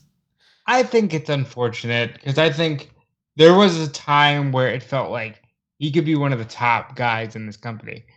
Again, this is when he was one of the first people announced for it, not when, holy shit, they have Bryan and Punk and the Hardy Boys, and who would have thought that this company would become what it is? But yeah, ultimately Joey didn't work out. I just think it's unfortunate. Yeah, I think it's it just proved to be over time the wrong fit. The company went in a different direction, and he had a bit of early momentum. I think he had that great lights out match with Kenny Omega on Dark. I think it was. That was when Dark was still having like big major matches on it, and yeah, I think that helped him out. But then he fell by the wayside a little bit. You had him forming the tag team with Sunny Kiss, and it kind of really went nowhere. They popped up occasionally, though, mainly confined to Dark. They feuded on Dark after the tag team broke up. And yeah, he was still doing work on the independents. That seems to be a place where he's beloved. He's an iconic figure there, and that should be the place that he pretty much resides. I think he talked about in the interview with Denise Salcedo that where he spoke about the fact that he's not going to be re-signing a contract and he's going to be leaving. But or at least in his opinion, the straw that broke the camel's back was when he super kicked Eddie Kingston on I think it was a show in Charlotte. He said, I don't know whether it was a Dark or something like that, but he, that broke Kingston's orbital bone when he was supposed to obviously be going into the feud with Jericho coming up at Revolution, which they did still do, but it meant that they had to change plans because Janela injured him in that match. And so, yeah, that was probably the point of like, okay, any hopes you had of coming back is probably not going to happen. I don't think. Is he saying that was the straw that broke the company's back, or is that like the camel's back? Yeah. Yeah, but I'm saying that is he saying that from the company perspective, or is he saying that from like after that? I just said, I don't want to be here. I think that's the I say it's a company thing. I think it's a backstage thing. I think a lot of people then. He said that he developed a bit of backstage heat because of that injury, and I imagine there's some people that weren't so keen to work with him after that. And so, yeah, I imagine it's kind of, as I think it's pretty mutual. He's better off in the independent circuit. They probably don't need someone, or just he doesn't fit their future. So he can go be like a big name in the collective and on GCW shows and other independent promotions, and AEW will progress forward because realistically, he hasn't really been part of the real, like the main show of the promotion, like either on Rampage or Dynamite for like a year and a half plus anyway. Yeah, I don't think this is going to be one of those things where people just go, oh my God, the company's changing. I think a lot of people aren't even going to notice, to be honest. And then the people that are, big time Joey Janela fans, it's not like he's leaving pro wrestling. He's still going to be doing the GCW stuff and whatever. So, and I think that's more where his fan base lies. Yeah. So that's some confirmation, at least, that opens up for anybody that complains as well that there's too many people in AEW and whatever. That's one less spot. So that means, trade him for one of the new people that they just signed, like Swerve or Keith Lee or something. There you go. It's an even swap. Well, to a certain extent, we do still have a couple other things to talk about here. One thing being Young Rock had its debut of they did do an extra special Christmas special that I guess it technically is constituted as season 2 episode 0. I don't know, but the first episode of this new season popped up, and we don't really run down each episode of the show or anything like that, but I thought that it was interesting enough to mention that they have 2 more people that are on the Legends side of things that they incorporated into the cast, which is they have started having the Tony Atlas character show up and Harvey Wippleman, Downtown Bruno. Man, both of these were great. Now, I kind of want to watch this. It is on Peacock, correct? Yeah, I think so. But yeah, it's you guys both haven't seen this, but have you seen other episodes of the show? Oh yeah. I've not watched any of Young Rock, so I can't really comment. I would recommend checking it out. The show itself isn't one of the best shows, period. But when they do the wrestling stuff, it's interesting because they cast extremely well. And when you watch the Tony Atlas thing, at least check out a YouTube video of some clips or something. The guy playing Tony Atlas looks like him, but he also does the laugh, that kind of laugh. It's The Rock is doing this casting, and it's Brian Gerwitz. That's it's wrestling people doing it. Yeah, they know the people. And the people not only look just like them, but they really get their mannerisms down. And they throw in references that people aren't going to necessarily get. I forget the joke exactly, but Tony Atlas is going on and on and on. And they're all sitting down, they're eating dinner. And he mentioned something about feet. Yeah. Nice. About something about I don't know, you haven't ever lived until something. I forget exactly what it is. No. This is a quote that he's said. I think he's even tweeted this. You haven't lived until you've had a woman stomp you in the face or something like that? I think it would have been that quote. Yeah. It's just and it's just a throwaway thing in the middle of a rant that it's showing that over time that he just keeps talking and talking and talking. And it's as soon as I heard that, I'm like, oh my God, they're throwing his foot fetish in here. They do a great job with that. The guy who plays Wippleman is great. And he's just this fun little kind of character that just pops up for a scene, and it says something like Bruno, and it pops up on the screen and it says hated manager or something, whatever, inexplicably one of The Rock's best friends.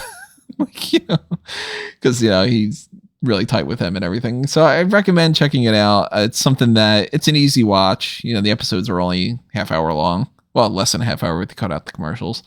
And then you get a decent enough little sitcom style show, but it's got the wrestling things in there. So if you are at all interested in that, Tony Atlas and Harvey Wippleman, brand new characters, along with all the other ones that are going on too.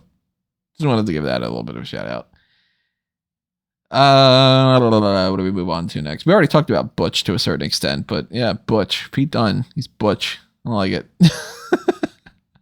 Yeah, it's a dumb name, but I'm kind of used to it by now, so I kind of like. Are you really? Well, I kind of just went, okay, like, yeah, it's a stupid name, but they want to own the names of people. That's why Walter's now Gunter, and that's why Pete Dunne's just like, okay, that's fair. That's fair enough. Just do it. We'll get used to it over time. It won't bother us, and then he'll be back on the Indies one day, and we'll be back to Pete Dunne. So it's like that's kind of the attitude that I take towards this stuff now. There's no point getting worked up about. Yeah, I get. But I guess, but it's still like. Don't they own the Pete Dunne name though? Because that's not his name. Well, no, he was that. He was that. But he was that beforehand, so he has precedent where he can use it. Why don't they just call him something else that's like close to it? Call him Butch Dunn or something. Well, that was in the period when they were bringing people in and calling them by their actual names. They would go through like. Remember when Hunter NXT used to do that stuff? Yeah. Remember when Hunter was doing things and he could just like. Hey, Mojo Smojo and not Joey Samoe, you know, like, yeah. You know, I don't really have too much to say about Butch, but thinking about the Triple H stuff, I do have to say, is it weird to anyone else that things have been so rebranded to the point where, like, they don't even wear the Performance Center shirts anymore when they sign people? It's the WWE Recruit now. Well, I mean, that is another topic that we can get into. They are just wearing WWE t-shirts. It's not the Performance Center. I've noticed, like, it said Performance Center on the WWE article for it.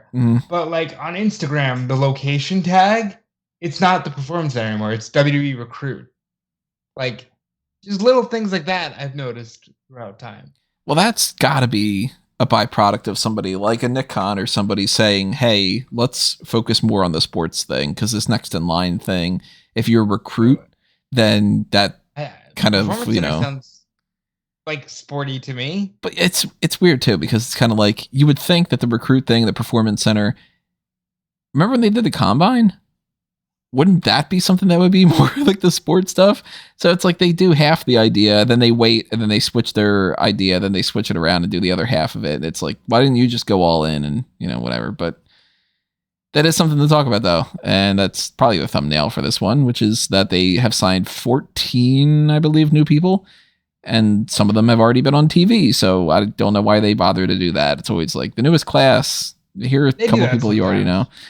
But the list of people that they have are Tesha Price, who is Teresa Schussler, I guess is her name. I don't know how to pronounce that. Fallon Henley now, right? She's been Fallon Henley in NXT for like 2 months.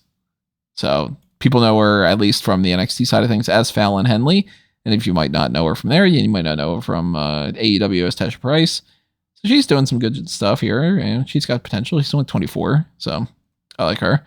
All of the women's signings have a background in pro wrestling, which I thought was interesting. Not everyone. Huh. I don't think so.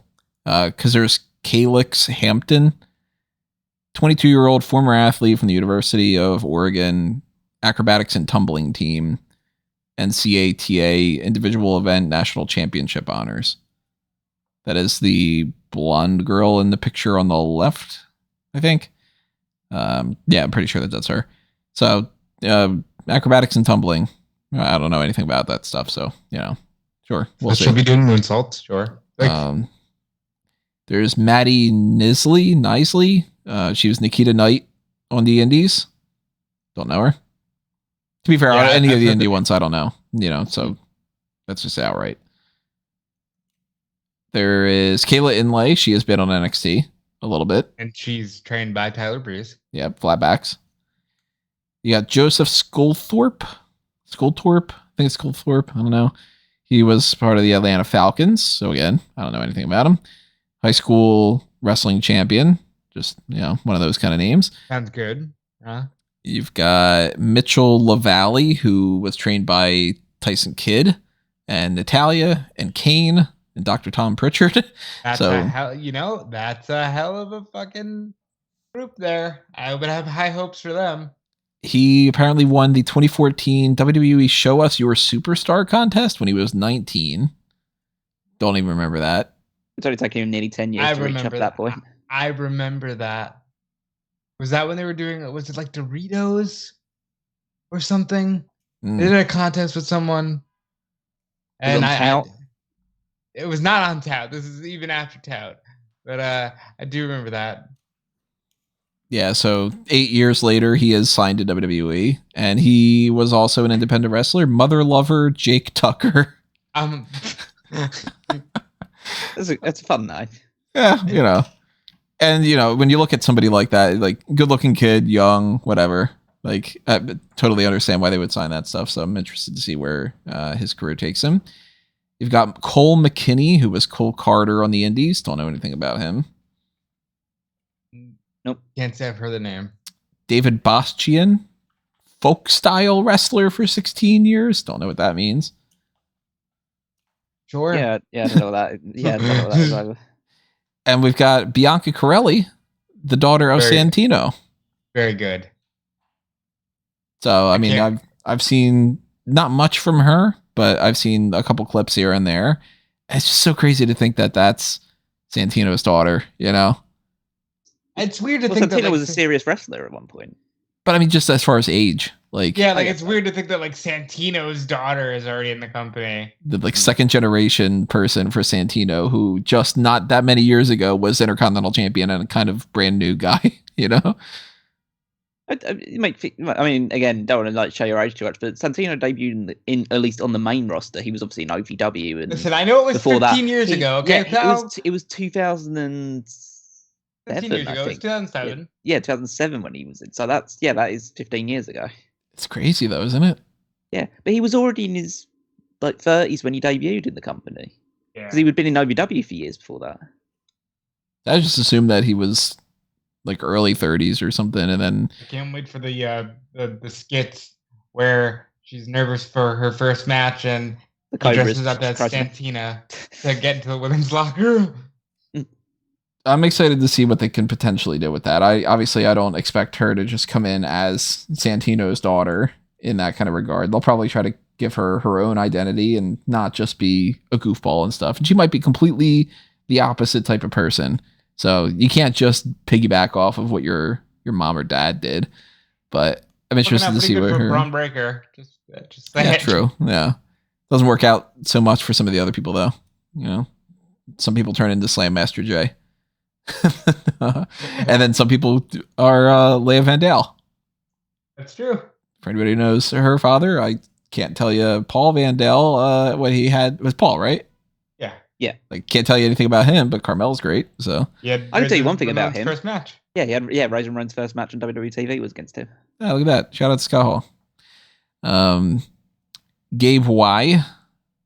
Another rugby person. You got Carla Gonzalez, otherwise known as Roxy. That's the money. That's the money signing right there. She was just the Ring of Honor Women's Champion. She seems, like from what I've heard, she seems like she is going to be a big deal for their future. I'm interested to see that the fact that in WWE's thing, they obviously talk about the fact that she graduated from Booker T's Reality of Wrestling School, but they don't actually mention the fact that she's a former Ring of Honor. Oh no, we're back to they don't exist. Yeah, because they're AEW now. Yeah, I'm sure if this would have been a few weeks ago, they would have said it. Mm. You got Amelia Herr, the Notorious Mimi. She's pretty good. I haven't seen anything. But she's apparently only 18. Yeah, so, a lot of these are really young. Yeah, I mean, and I don't blame them for... Roxy's only... like 20 or something. 19 or 20. She's not that old. Yeah. I mean, I don't blame them for doing that either. You get somebody who's young, you got a couple of years to mold them, and then they've got plenty of years that they can be wrestling. Like, it makes sense. And you got an offensive lineman, Edwin Grand, and you've got a guy that they pretty much just say he's tall and big, and I can't pronounce his name. 4 years defensive line for Washington State University. So you got a... I'm going to attempt it. Namdi Aguayo? Namdi Aguayo, yeah. Namdi Aguayo. I bet you. So you got a list of some people who are just college athletes, and you've got some people who are full-blown dedicated professional wrestler types. And for anybody who was, I guess, concerned with the idea that we're never signing indie people anymore, it seems like that's not the case. At least definitely on the women's side they are, which makes sense, you know. There's the other guy, and you got the other two, Mother Lover. actually. Yeah, Mother Lover's there. Mother Lover and Cole, I whatever. like that, you know, and that's good. I think they just don't want to sign names anymore. I think that's probably the aspect that's going to change, where it's like, hey, the new biggest signing is Adam Cole, who's like a 5-time Ring of Honor champion or whatever. I think that it's that they don't want to sign anybody who's in their late 30s and has developed a reputation, unless it's somebody who's so big that they can't possibly pass them up. Cody Rhodes. I mean, which granted, Cody's just coming back, but we don't even know if that's going to be the case. But like, you know, obviously, if they can sign somebody like an MJF, they're going to sign MJF. He's young. He'll he just go is straight to Raw. Yeah, like he would be a big deal. But I don't think that, for instance, they would go out of their way to sign somebody like, despite the fact that they're a big deal, I don't think that they would be like, oh, you know, we're going to make a big parade for looking at somebody on like the AEW side of things, like, you know, I guess a good portion of them, if you really think about it. Like, I don't think that they would sign Scorpio Sky right now. I think he's past the age that they would be interested. He's up there in age, right? Fortunately. So I don't think that they would be like, well, we were signing Scorpio Sky, and that's, you know, a couple of years ago, I'm sure that would have been the case. Now, not so much. It's a good class. I want to see what they do, specifically Bianca and Roxy. And I'm interested to see where the Mother Lover goes and how quickly they show his SummerSlam character thing. Yeah, so that's interesting. Got to see where some of these people go in the future. And then we got to round things out with the TV talk. Oh, can I throw one thing that we have? Again, we're probably going pretty long already, but can I throw one thing that I found quite interesting on the news side of things as well? Yeah. Which is, so WWE have filed a motion to dismiss a lawsuit that MLW brought against them. Essentially, MLW are suing WWE for making, essentially undermining competition in wrestling. And they kind of motion to the fact that like they've stolen a lot of MLW contracts and interfered in that stuff as well, and they're trying to sue for the company. They try to sue WWE for essentially making the wrestling landscape uncompetitive. Yeah, but they also were like, hey, you can't say that. Look, we're losing to AEW in the ratings. Well, yeah, that was the thing I was going to bring up, is the whole interesting thing is that they've motioned to dismiss this based on the fact that AEW is beating them in certain areas, and AEW has been successful, and Impact have got this good TV deal and other places. So essentially, it's always quite funny that when you have these we stand with WWE people on Twitter and stuff like that, and WWE are actually using the fact that AEW is actually pretty successful in order to try and get a lawsuit out of their hair. Makes sense to me though. They can literally say we're not a monopoly. But just like seeing people's heads explode, where it's like, wait, but I WWE are better than AEW, but they're saying AEW is good. Oh, my brain hurt. My small brain hurt. That type of. Those people. That's where the fight's with yourself. Yeah. Those people were out in full force after the Dynamite with Rosa and Baker. Like, I don't understand what compels people. I don't understand what compels people to do that. Like, it's just WWE's not, funding your meals and all that. Like, what do you like? Oh my God, AEW will never be WWE. I forgot what one thing I saw that was like, well, they would never sign. I think it was like Swerve because they don't like indie people, and it's like, look at their recruits. They just signed Roxy, and it's the weirdest fucking thing. This tribalism, and it was out in full force because we can get into TV stuff like. Dynamite had a banger main event between Rosa and Baker. Now look, it was spot heavy. It was thumbtacks and chairs and all that. If that's not your thing, fine. I'm not saying it has to be.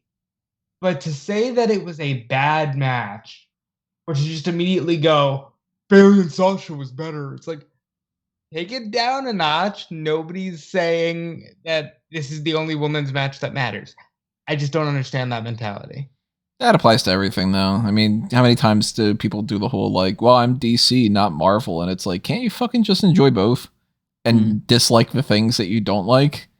And it's not the end of the world, and it's not extremes, and not everything's black and white, and, you know, but people are dumb, and I hate people, and if you're one of those herder type people, then you can. It's just one of the weird things, like people like other mediums like this, where like people say, "Oh yeah, I watch Real Housewives of Orange County, but I don't watch like this other reality TV show because you know I'm let's ask on that side." Let's ask Caroline. Caroline, can you join in for a second?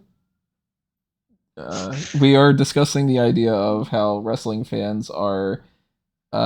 Tribal. Very much like tribal is a good way to put it. That Callum just said that it's like, oh, I'm a WWE guy, not an AEW guy or something like that. And Callum just asked, is there that same sort of thing when it comes to I watch Real Housewives of this thing and not like not the other Real Housewives or.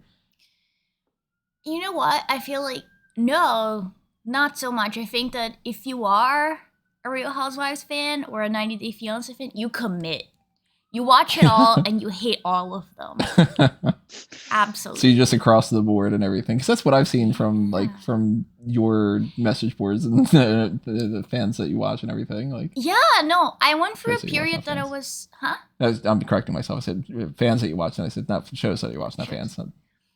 No, I went for a period that I was very picky about my housewives. I was like, oh, I'm only gonna watch the New Jersey one, and I don't really like the New York one. And then I started watching. I was like, wait, what? No, this is great because they're all different.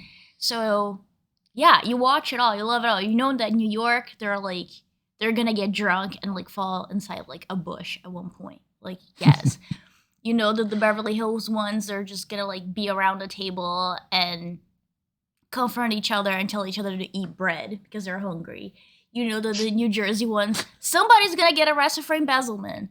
You know, and then you have the Salt Lake City one. One's gonna run away from the FBI. Like you can't just like limit yourself. You need to like just indulge. And there's not like, you know, oh well, we're the message board. That's the Real Housewives of New Jersey, but we don't watch the Real Housewives of Bumblefuck New York or whatever. I don't know.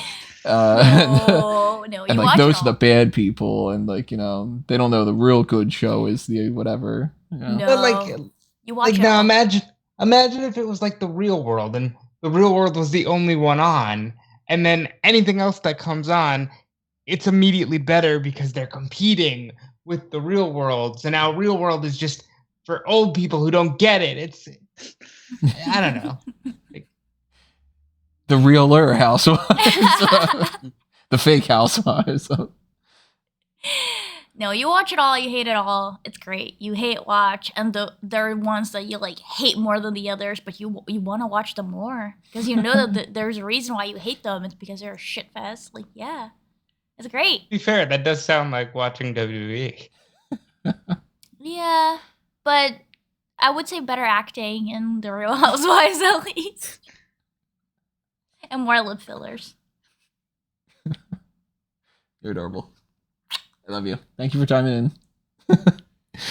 So that answers that question. Yeah, that's good. Yeah, it's good to know that not everyone is as crazy and ridiculous about saying that one thing has to be better than the other one. You can say one thing's better than the other one, but you can still watch the other thing. Yeah. And not feel like you have to literally be the standard bearers for the standard bearers for basically saying this is the only way to do this thing, and if you like the other thing, then you should. I don't know. Yeah, is that essentially? Yeah. But yeah, we'll skip past that now because that could be a whole nother podcast. we've gone long enough as it is, and we still need to talk about TV. If there is stuff to talk about for TV, because some of the stuff not really worth talking about. We have to talk about Raw at least. Raw and Dynamite at least. So we're going to skip past things like NXT UK. Didn't really have anything worth talking about. We know that some spoilers for Level Up and such. You know, we're not going to really run that down.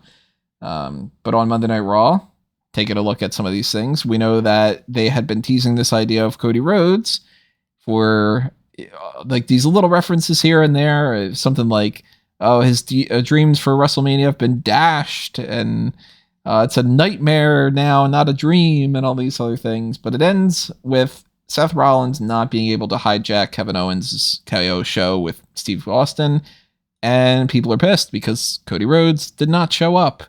Baron Corbin tweeted about this indirectly and said people are going to be upset no matter what, even if it's not the person that they want it to be and whatever.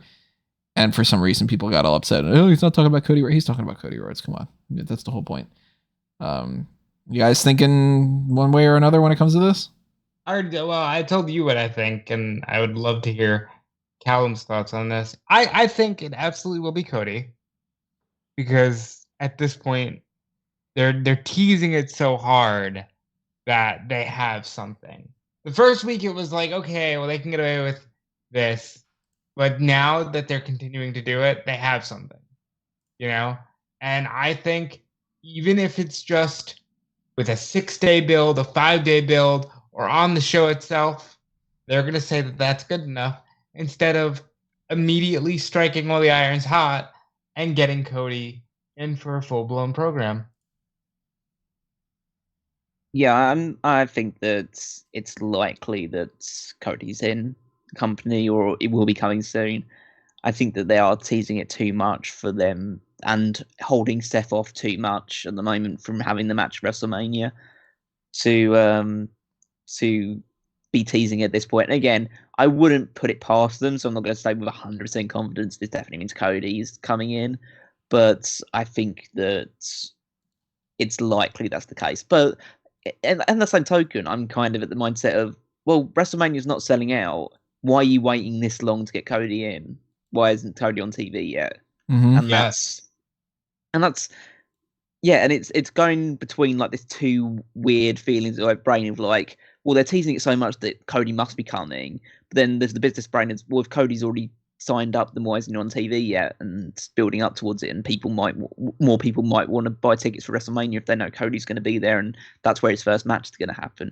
So it's this weird juxtaposition where either way they're doing something wrong.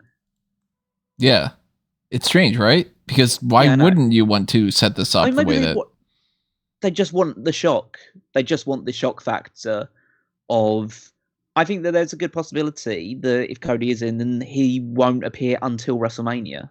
And they will swallow the idea of, okay, we won't sell any more tickets to have a big moment at WrestleMania where Cody comes back. So like they have Steph come out the first, like he opens the show, he comes out in the first match and says, okay, I didn't have a match at WrestleMania, but I'm here now and I'm not leaving until I get an opponent. And Cody just comes out and they decide, okay, like we could have maybe potentially sold more tickets by having Cody show up and promote the match, but we get the moment of Cody making his return at WrestleMania, and we can like play that for years and years to come.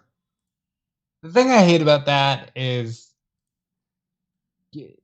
Cody. Yes, because really, Cody is a big enough deal that they should have jumped at the chance to get him in. Cody is a big enough deal that it's not going to matter when the moment happens, because you can play the fucking moment endlessly anyway.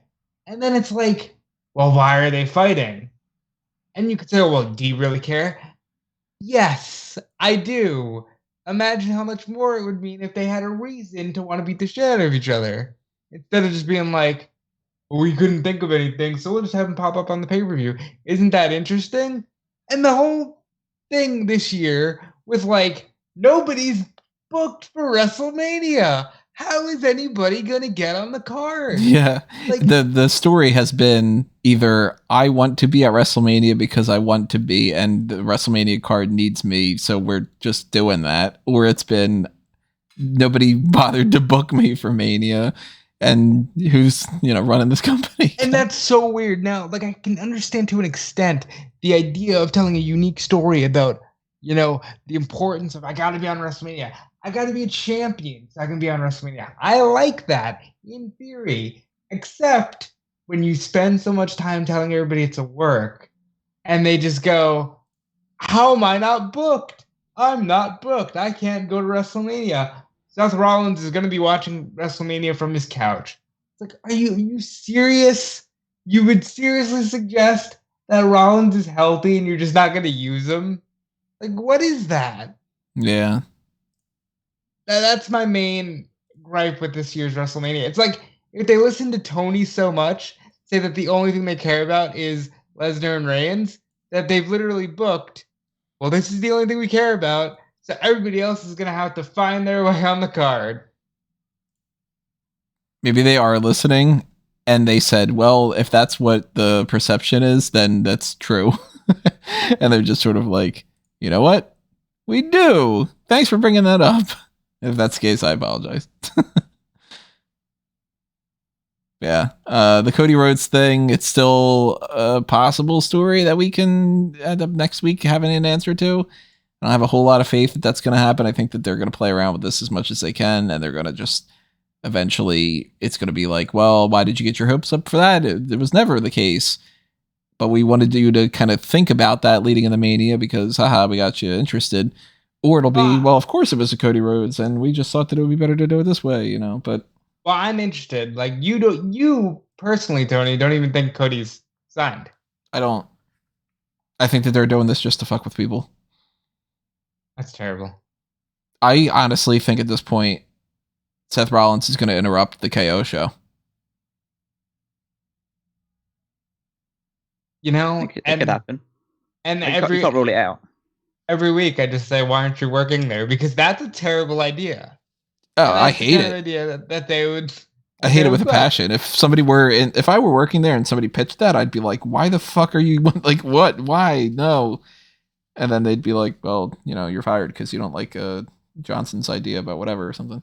By the way, Randy Orton's 15-time world champion, and his match at WrestleMania this year is, but Randy, you gotta face somebody. Oh, okay, fine. We'll fight the Street Profits. And he's like, this is my most important match of Mania ever because I have a friend. Like, what the fuck is going on? It's like that. It's just the way you said it. It's just like, Randy, play You Got a Friendly Me again. Randy, can we hang out in the project pit? This is the one that I think they're serving us on. They didn't announce the match. I think it's just because it's a triple threat. Nope. Yeah. I think they lose the belts to Alpha Academy next week, and Randy just turns on Riddle, and you get Randy and Riddle anyway, and then you just get a meaningless match. No, they're not doing that. Randy's gonna fight for tag titles WrestleMania. It's too short a period to build that up realistically. Well, that's my argument with Cody, and as weird as it is, I think but that's just a random match. It's just look, it doesn't matter how big a build it is. It's just Cody's there.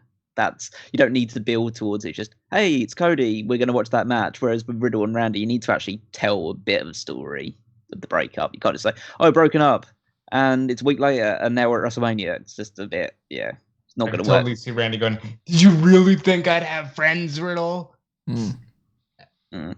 I think Randy's having fun. I think Randy.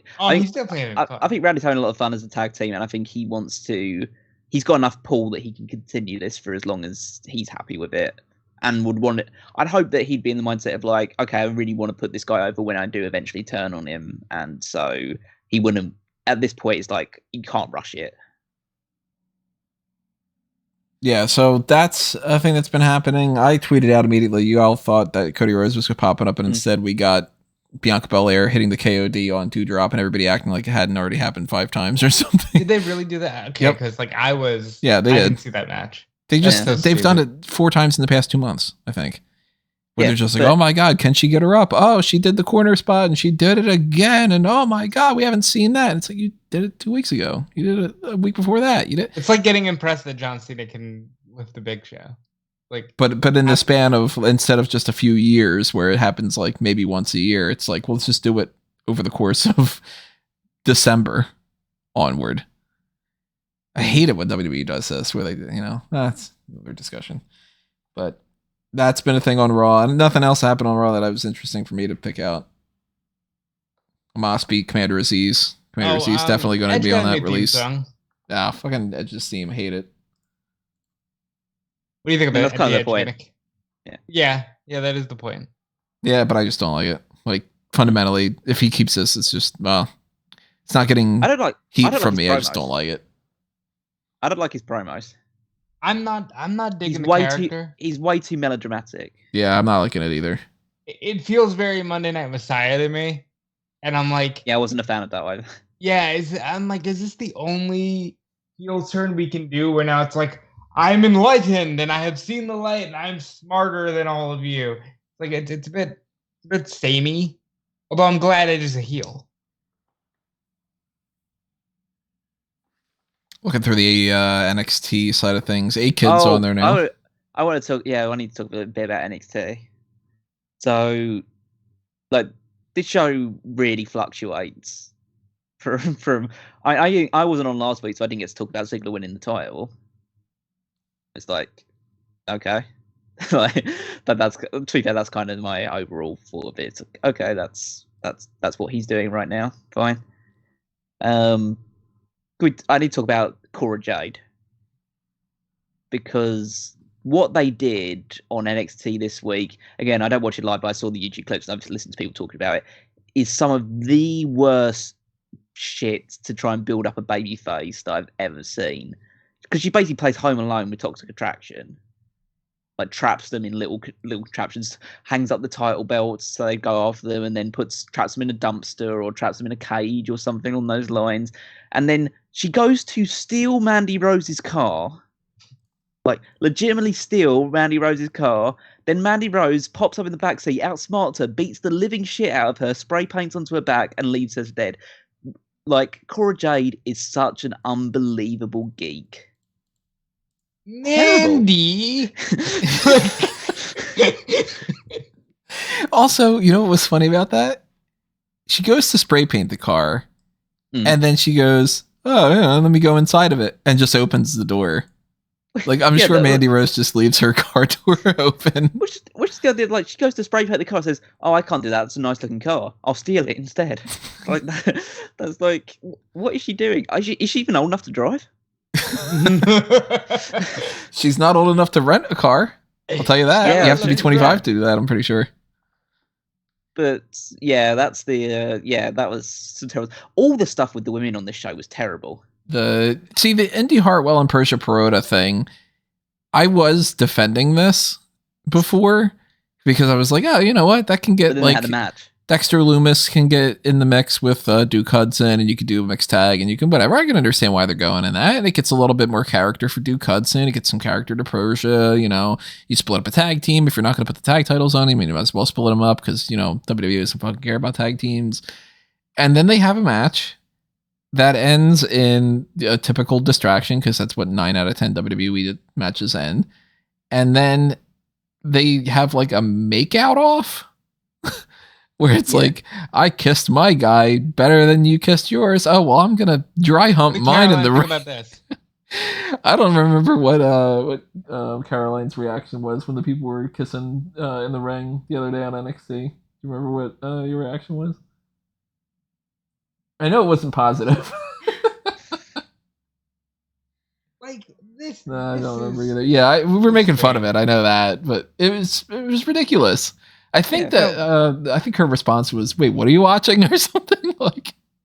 Was this also the week with Lash Legend and Nikita Lyons? No, that was last week. That was last week. That was also just like talk about bad reality show acting. Well, then also you have Tiffany Stratton versus Sarai, where Tiffany Stratton's big ploy or massive plan is she prevents Sarai from transforming with the necklace by taking the necklace.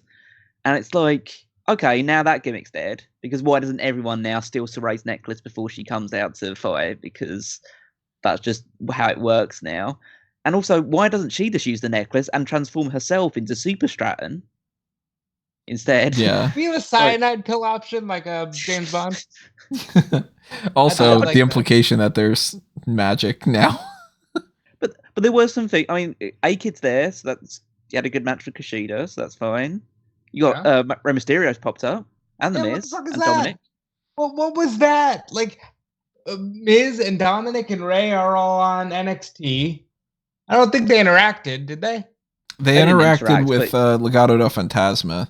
Yeah, no, the no. Mysterio I meant, did, did they interact with one another? Oh, no. No. Did they interact with their WrestleMania opponents? Is what I'm saying. Nope, not at all. No. So they completely avoided the idea where they could have had something like Dolph Ziggler in the match and the Miz is ringside and LA Knight has Rey Mysterio ringside or And then something why like that. wouldn't you have Logan Paul there when it's like he's training? It's an easy way to. Oh, fuck. It's an easy way to build the match. So following, because they did Dominic versus Raul Mendoza. Which and I- Raul I- Mendoza got cheered, by the way. I will say this though, it was the best match I've seen Dominic in. But obviously, I didn't watch the clips of this thing. But what I saw on the clip, it was like, oh, okay, this is like as good as I've seen him look pretty much since that Seth Rollins match. And it was the they did a digital exclusive that I saw on YouTube as well. Basically, saying they've got unfinished business in 2.0, which means they're gonna have a tag team match with Legado next week, probably. You know, still not building up their WrestleMania match. So, following the build to WrestleMania has been Logan Paul. Then it's been, hey, we should do WrestleMania in Cleveland. No, that's a stupid idea. So, you know, what's funny about that is I tend to do this every year. I've been doing it for a few years called March to WrestleMania on EWN, where it's, you know, it's messed around a little bit here and there. But most of the time, what I do is here's your crash course to catch up on what's happening leading into WrestleMania for the people that are like the casuals, you know, like a TLDR sort of deal. And it's an easy article to pump out. It's something that I think is a little bit informative. And I usually try to write it where it's like from my perspective of like, and then this angle sucked for 6 months and that, you know, like that kind of thing. So for instance, like Bianca Belair and Sasha Banks, it was like, hey, they announced the match and they've basically done fucking nothing, but they are expecting that the match is going to be great. And that's probably what's going to happen and all that. This most recent one I did last night, which was everything else. I did all the championship ones, and this was let's break down the Austin Theory thing, let's break down the Edge thing, etc. And I was like, oh man, what the fuck do I say about Logan Paul and The Miz against the Mysterios? It was basically Miz stopped feuding with Edge, had a match with Dominic, beat him, then Dominic won, then he fought Ray, and then he said, Logan Paul, how about a match at Mania? And then they said, fuck Cleveland. And here we are. I'm like, wow, this sucks. And this isn't even the only feud like that for WrestleMania this year, where it's just like, I started writing them all out. I'm like, Edge said, I want a match. Styles the next week said, me. Edge went, heel now. And he's got a new theme. And then 2 weeks of, I am smarter than you. I am awakened. Right. Austin Theory and Pat McAfee. Pat McAfee has Vince McMahon on the show, and after 2 hours of talking of legitimate things, Vince says, you want a match? And then he goes, yup. And Austin Theory goes, hey, I'm fighting you. Also, now we hate each other. There you go. You caught up. I'm like, fuck. Wow. This is a year more than anything. You don't even need to watch anything. You just need to watch the pre-show. And you'll watch actually, you don't even have to watch the pre-show because they're going to run the same video package before each match. You can start watching WrestleMania on each particular match and you're going to be caught up in less than a video package. So I think that's the point. As much Simplicity, as I like more than anything else. I think the point is, again, going back to WrestleMania 1, where it's just like, oh, come on, buddy, sit down and watch the WrestleMania show. And I think that's what it is. Because why else is it like, why is Pat McAfee fighting a Raw guy? Why is Pat McAfee fighting? You know? Like, it's there's too much shenanigans with this card for me personally. Well, it's weird because it's like the shenanigans like that turn into, then you have this experimental NXT 2.0 thing where they're doing like, they're going over the top for some characters. And then, you know, like we mentioned before about like the Persia Perota stuff and whatever. And then they go with other people and it's like, okay, Cora Jade is Kevin McAllister now for a little bit. And Saray can turn into Sailor Moon and whatever. But we're going to incorporate Raw people because that might get the ratings because The Miz is on. So people might watch it or something. And then you get something like Tommaso Ciampa comes out and he's like, yeah, basically my career here at NXT is over with and I don't know what's happening next or whatever. And Tony D'Angelo goes, hey, you want to fucking fight at WrestleMania? Yeah, we got to stand and deliver. How about I fucking fight you? You want a goddamn pizza bomb or whatever the fuck they're called? Smackadillas. mention this as well. It's what was the main event of NXT 2.0 this week? Ziggler and LA Knight. How old are they, Callum? Yep. Well, no, it's even more about that. Remind me, both of you, who won the last man standing match between LA Knight and Grayson Waller last week? Yeah, It's true. a good point.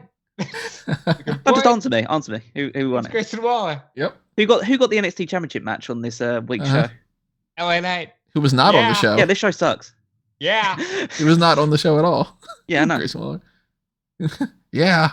This- That's a fact of life. It's the ultimate occasion, like with the idea of how WWE makes $1 billion a year, but is producing some of the most uncreative television in their history. It's like this is the place where you fail upwards. Mm-hmm.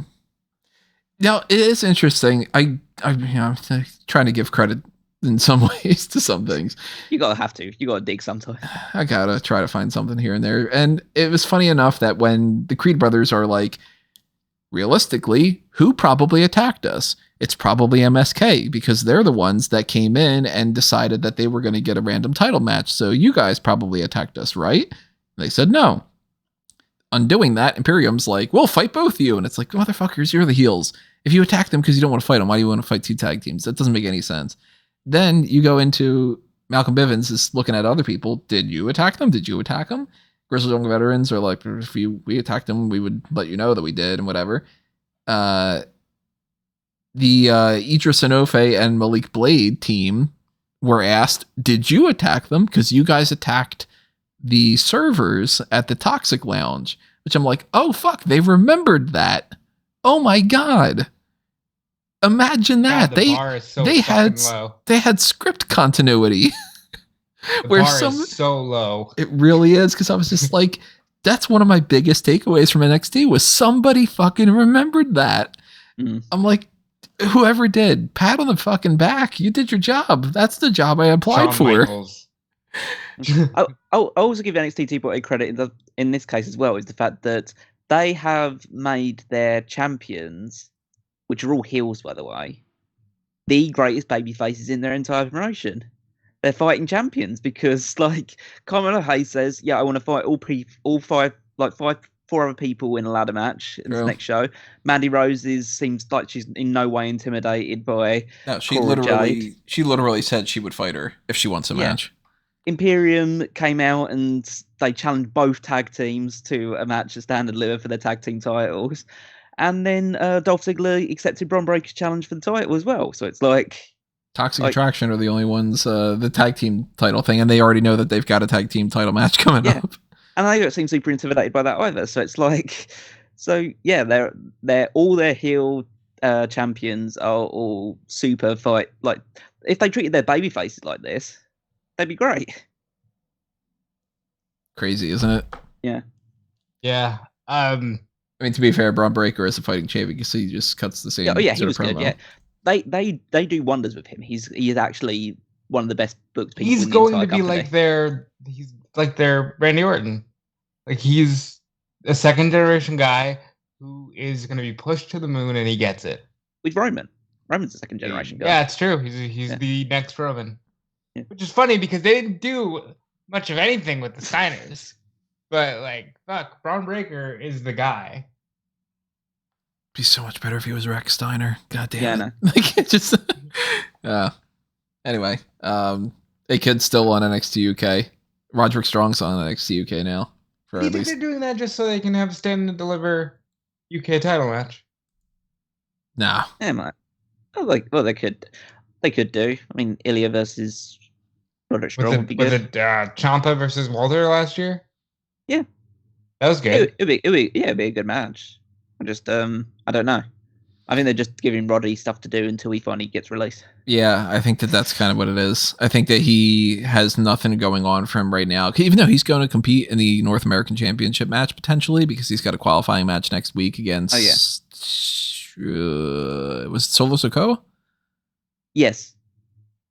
So he could be. I think Solo's going to win that. Personally. I think Solo will. And then maybe that's just going to be, oh, well, you know what? But he's also busy on the NXT UK and, you know, whatever. They could do Strong against Dragunov. I mean, if they add that to the card, it's not like that's going to be a bad match by any means. Also, just as releases brought up, that reminded me of something that I was going to bring up, but I forgot about earlier. Fightful Select reported that Candice LeRae's contract is up in April of this year. I'm assuming that she's just going to leave. You know what though? But it's really cool. Like they haven't frozen her contract. They're not like making her stay there. Yeah, they're being really cool about it. I like to hear stories about them being cool. Well, if she does go somewhere, more than likely after her pregnancy and everything, I would assume she would probably go wherever Johnny Gargano goes, and we don't know where Johnny Gargano is going to go, but one potential place is AEW. Didn't pop up this week, but we got Jeff Hardy making his official return to action. He's got his the Hardy Boys are not the Hardy Boys, BOYZ in AEW. They are the Hardy Brothers, or the Hardys. They got the same theme still, which is great. And they beat Private Party, looking like the Hardy Boys against Private Party and all that. So I was digging that. Yeah, it's a cool little match, and it must have been really cool for Private Party as well, because they have such an affinity for the Hardy Boys, and they probably like see themselves like they'll be kind of in that role in the future as well. I will say that, especially in recent times, I can't think of any move that I would rather not take in pro wrestling than Jeff Hardy Swanton Bomb. I could probably you're taking all that weight, baby. Yeah, you're taking every last bit of it. Jeff ain't dropping himself on his neck, and he shouldn't be doing it, and he doesn't need to. I'll admit, a lot of the episode of Dynamite this week, I wasn't super feeling like watching, so I skipped through a lot. Like, I didn't bother to watch the Moxley and Danielson against Wheeler Yuta and Chuck Taylor match at all. You missed out. This is the greatest thing in pro wrestling right now. This Danielson Moxley thing is, and it's not even close. Like the Punk and MJF thing ended at Revolution, and like that was the greatest thing that was going at that point in time. 2 matches later, the next greatest thing in professional wrestling starts off, which is the Mox and Danielson stuff. And this was the most into Wheeler Yuta, I think myself and many other wrestling fans have been since he signed up with AEW. I saw him get slapped afterward and everything. Yeah. I just didn't watch the match. I skipped the match until the post-match stuff. Yeah. So essentially, he showed a lot more fire than he had done in previous matches, but got the shit kicked out of him, and he tapped out or passed out in the Bulldog choke. But then, he comes back and gets slapped by Regal. Regal basically says, he doesn't say it on the mic, but he basically says something to the effect of, get a few more reps, sunshine, that type of thing. He walks back with the best friends, and so there's tension there, and the start of this whole Mox Danielson wrestling faction seems like it's underway, which is going to be great. And also Regal's on commentary, which is also great, and calling Danhausen the Demon Wife. Oh my god, that's so funny. That's the Demon Wave, man with the mask. He calls it Excalibur, the man with the mask. That's so good. He needs to be on commentary all the time. Is Wheeler Yuta signed to AEW? No. Like true signed? Because they've never done a Wheeler Yuta is all elite graphic. He's not on the website, and recently I know that I talked to you guys about. I didn't put it up on the Mega Maniacs, I don't think, but I've been trying to go through the AEW roster page and to just clarify for some people, like Pretty Peter Avalon doesn't seem like he's signed anymore, but he's still up on their site. And I don't know if that's just a matter of that they didn't bother to change it, or, maybe he's on like that tier 0 type deal or whatever. Like Paige Van Zandt, we know she's signed, and last time I checked, she wasn't on there, but maybe she is now.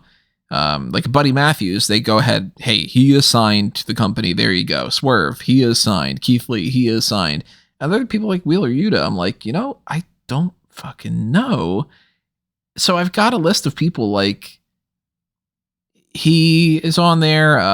Bear Country. I'm almost 100% positive Eric Redbeard, of course, isn't signed. He was just for some reason came in for a random pay-per-view deal. Cesar Bononi, JD Drake, Ryan Nemeth, Mike Seidel. Matt is. We don't know about Mike. Satnam Singh, Jorah Joel, Diamante, Julia Hart, Kira Hogan, Kylan King, Ryo Mizunami.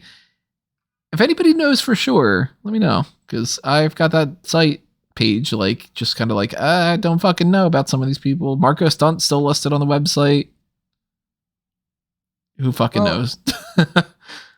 It kind of comes down to the deal that they have with some people, you know? Well, it's interesting when they do something for somebody like a Wheeler Yuta. If he's not signed and they're making him somewhat of a featured enough character. Curious. I think it will come eventually. Yeah, something to keep an eye on. That was a fun segment. Of course, we had American Dragon, Adam Cole and Red Dragon against. I saw right underneath it, American Dragon, Bryan Danielson, Hangman Adam Page, and Jurassic Express. We know how that went. We know that there's more tension with Keith Lee and Team Taz. A little bit of an alliance going on with Team Taz and the Acclaimed for that. FTR is like, hey, we fired Tully Blanchard because we fired him. That's just sort of about it. I don't understand. They're heavily teasing Bret Hart is going to be their new manager. You think it's going to happen? Yes, because they don't do teases lightly. That's just a weird fit, isn't it? No, I think FTR will be good baby faces. I just mean Bret Hart being their manager. Maybe. But I'd have thought Arn, like, because it's not like he's doing anything with Cody right now. I mean, Brett knows tag team wrestling. True. Like, he started in that field, so yeah, I think, and also he's just a big deal. Like, having Brett signed up as a manager, even if it's only temporarily, would be a good thing. Would be a great thing for them.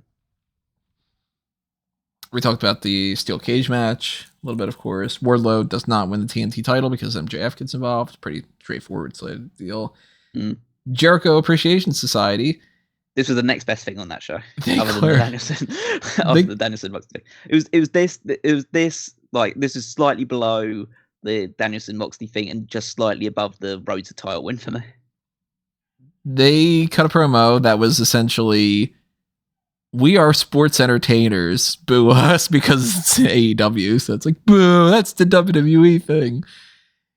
And in the process, 2.0 got renamed. They're not 2.0 anymore because that was another bad name from Bad Creative. And they're going by, was it Daddy Magic Matt Menard? Daddy Magic Matt Menard and Cool Hand Ange Angelo Parker.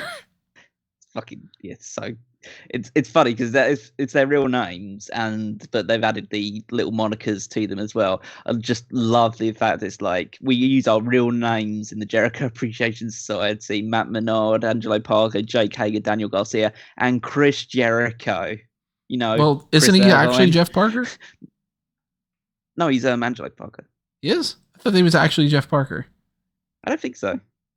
But it's hard to keep track because these two have so many of the same goddamn name. I talked about it in one of our group chat things, but I'm like, goddamn, these guys are like, they're 3.0 and they're 2.0. The 2.0 spelled differently. They're Chase Parker and Jeff Parker and Jagged Gene Paul and Scott Parker and Chad Bad and Matt Lee and Matt Menard. And their real names are Matt Menard and Angelo Parker, but it's just a case of it's amazing to see how long they've been wrestling for. Because I was doing one of those one of my endless stream of drafts that I do, and I was looking at people from around about the mid 2000s period. It's like these two are wrestling for Chikara and things like that, and PWG. Like from 2004 onwards, they've been wrestling for close to 20 years as a tag team. And then they just sort of out of nowhere, I mean, somebody like me who doesn't follow that stuff, I was just kind of like, oh, these new guys, Rise, But yeah, it's just, they're great. They're showing a load of character, and it's great that they're getting a great position here. Jericho, I know a lot of people get on Jericho's back occasionally, and there's justifications for that, but he's doing it again. He's making you not appreciate him, but like just doing something great again. And he slightly referenced January 6th. Yeah, I know, that was funny. That's ballsy, but great. Yeah, he's always saying like January 6th, took a little bit of a pause and then saying 2019, just to make sure you know. Yeah, he wasn't storming the Capitol and his wife wasn't there. Well, his wife might have been there, but yeah, and then talking about how he's attached to Daniel Garcia because he helped fund his some treatment that he received following a car crash that with him and several other wrestlers were involved in, and how he's linked to Menard and Parker because his friend Kevin, his former best friend Kevin, should I say, and that's genuine story is that Kevin Owens basically called Jericho and said, "Hey, can you get these guys a job?" Once they were released from WWE, and he brought them in. They got a few matches on Dark, and then they got signed. So, and then Kevin Owens tweeted out, "I'm a good friend." yeah, that was great. I fucking love Kevin Owens. Like I've been a fan of him from literally the moment he popped up in NXT where I first saw anything of him. But over the years, just like his personality and everything too, I'm like, this guy's fucking great. I was trying to work on, we said the other day, I never did like an all-time favorite roster list or something, like my actual favorite top 20 wrestlers of all time or whatever. And I was trying to figure that out the other day, and I was just kind of like, I ended up with a list of, let's see, there's 42 people that I was like, wow. Some people might be in this range, or, who would be like in that later end of the 40s and stuff. I don't know where he would be placed, but I have as one of my guarantees to go in the top 30 would be Kevin Owens. And it's looking like he would be probably in the top 20 at the very least, if not the top 10.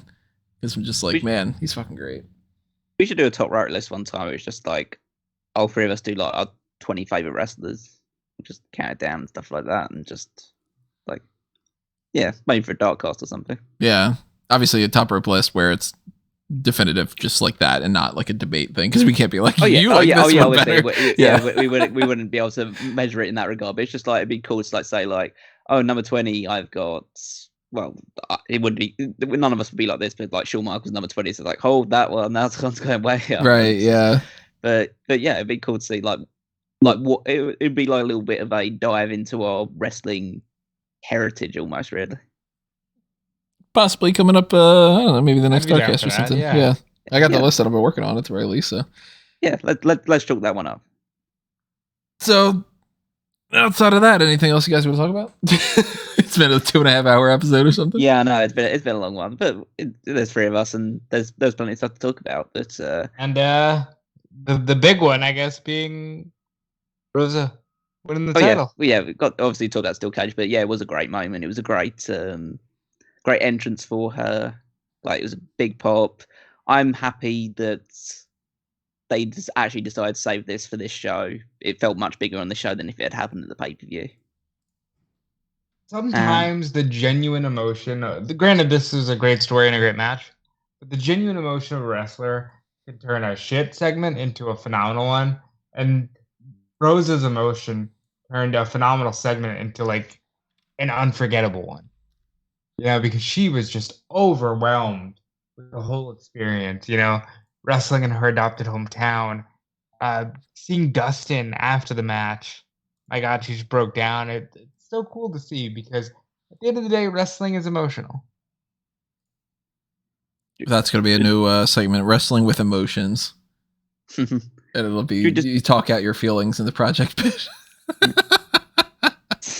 Project Pit. Yeah.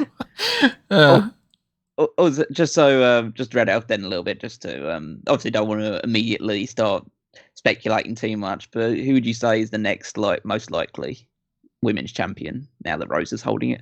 See, that's tough. Right now, if you go on the champions list on Smark Moment that I've got my predictions and everything, I don't have any idea who could be winning some of these belts. Like, Scorpio Sky could be a good number of people. You could always just be like, all right, well, the next one's going to be this, like Orange Cassidy or someone. The women, both of them, I have no idea who beats Jade Cargill, and I have no idea who beats Thunder Rosa. I'm kind of just writing down now someone who's not signed. Yeah, I mean, that's always a big possibility. I'm personally going to go with, I think it's one of either Serena Deeb or Chris Stanlander with the next AEW Women's Champion. Serena's the one that I said if you need me to pick somebody on the roster, it's Serena. Yeah. What do you think about the Statlander gimmick? So there was a segment on AEW, you might have missed it, Tony, where she's taking off the makeup and her Her contacts. alien gimmick. Yeah. Yeah, I'm good with it. So she could be going in a more serious direction. I don't think that necessarily means that she's definitively turning heel. That could just mean that she's going to be a bit more serious and intense in the ring. But that's totally fine. I just think that I have a sneaking suspicion. I don't know. This might just be me just talking out my ass a little bit, but I think that Rose's reign is not going to be long. I agree with that. And I've been saying, like, I really do think they need to embrace that. Because you need to get spotlights on different people. And Rosa don't need it. The belt needs Rosa. Rosa doesn't need the belt. I'll go so far to say I think Rosa loses it at Double or Nothing. That fast? Yep. What did she lose it to, though? Deeb? Yep. I'm good with that. I don't know if I'd go that quick, but I'm at least right now I'm cool with Deeb winning it. Do you want me to tell you why my suspicion is though? I think Rose is injured. Huh? Really? I know she's come out and denied it, but I kind of think that you would do that, wouldn't you? If you're about to win the AEW Women's title, you would probably say, "Yeah, I'm not hurt." And there is obviously a wrestling tradition of the fact that you work through pain. And I'm mainly judging that not so much on the match that we saw on Dynamite, but the previous two matches. I think she's not moving as well as she once was. And so I think that she might need to take some time off soon. You don't think that they could get around that by just having her not defend the title for a little bit or something? Yeah. And I think or put her in tag team matches up until like the match where she has to lose the title. And to be fair, like if anyone deserves to take a break, she probably has earned it at this point in time, considering how hard that she's been working for the past like 6 or 7 years.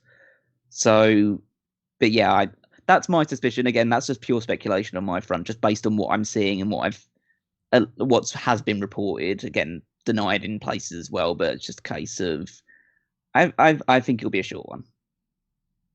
It wouldn't shock me if Deeb won that title and won it pretty quickly so that they get a lot of heat on her, and then somebody like Hikaru Shida eventually comes back and beats her, or if it's like, well, she's back, yeah. Yeah, I mean, like, they revisit that feud down the line, or if it ends up being like, well, we're going to put it on Deeb and she's going to run through people, then somebody who we want to make a big star out of that's on like that quote unquote rookie side, we can end up having her beat that champion and kind of thing. I mean, yeah, if it's again not going like two voltage because everything changed, and that's the good thing about AEW is that there's multiple different ways to go about it. But I think it's going to be Rosa, Deeb, then Riot. Not Riot, well, Soho. Sorry. Yeah, I think she needs to get the belt at some point because she came in with a ton of fanfare, and if you're not keeping up with Dark and stuff, like it just fizzles out, right? So she needs to get the belt. Yeah, I'm not keeping up with Dark or Dark Elevation. I couldn't tell you a damn thing she's done in a long while. I think she lost to Nyla Rose in the tournament or something. Or she beat Nyla Rose and lost to Cargill. Lost to Jade she was Jade. She lost to Jade in the final. Yeah, couldn't even tell you that. See, well, semi-final because she lost to she beat Thunder in the final. Was it Thunder in the final? I thought she beat Thunder in the semi, and it was Soho in the final because it was Nyla versus. You know what? It might have been actually. Yeah, I think it was Nyla versus Ruby in the semi-final. I think that. And then she lost to Nyla afterwards in a match just randomly on Dynamite. In any fashion, doesn't that kind of prove it? Yeah, I know. Yeah. Oh, yeah, I know. Well, I know it just because you don't. That's like I'm just paying more attention. So I got lots of interesting things happening on this week. That's why we have a 2-hour and 40-minute hot tags. When we started off going like, we'll do this and we'll do that. And, the message I got from Tony said, "I'm cool with knocking it out early. Spicy one. We'll knock it out quick." Yeah. Well, we did talk about Smackadillas. For anybody who's on the spicy Chihuahua chicken, whatever they called it. We'll see what happens on SmackDown tonight. That's in 2 hours. It's 6:00 now that we're ending this. So hopefully nothing bad like the Big E thing. Hopefully just good stuff that we can report on the next time around. The next main event that we currently have scheduled is to do the Wrestling with the Past for the Hall of Fame. But since that is kind of like, we don't know if that's really gonna happen, we might do something else. We might do Hall of Lame. We might just go ahead and do that Ring of Honor mock draft and just kind of say, fuck it, let's do that. That'll be more fun or something. Maybe we'll think of something else. I don't know. But you've got that coming up. You've got some stuff happening over there. If you didn't check out the Dark Cast that we put up, check that out. We do have the potential for more content at any random time if you take advantage of the Pick Your Poison option. And then we got fanboysanonymous.com, so check out Fanboys for that. I know there's some movies coming out over the next couple of weeks that I'm going to be doing something or other about. I don't know if I'm really going to dedicate the time to Morbius to really talk about, but Sonic 2's coming out, so that'll be fun. And that's the week after Mania, and that's mm-hmm. very excited for that. Yeah, so that'll be a fun little break. And we've got that other Pick a Poison or The Man Who Knew Too Little. We're going to figure out when we can record that. But yeah, we will see you with whatever different things that you guys are popping up on those things. So make sure that you subscribe and you like and follow and favorite and do all that stuff. Smark Out Moment is all over the place at Smark Out Moment, Fanboys Anonymous, since Fanboys Anon on Twitter, Fanboys Anonymous on Facebook, and I on Facebook and Twitter am at Tony Mango, and Rob is over at Dude Felice. I am, and you can follow me everywhere at Dude Felice, and you can check out Fightful and Fightful Select because it's the best source for wrestling information. Callum? Yep, find me on Twitter at Wigmeister14. Check out all of the articles on smarkoutmoment.com. My week-to-week contribution is the Power Rankings. You can find that every Saturday. But check out all the other stuff on there as well. And yeah, that's it from me.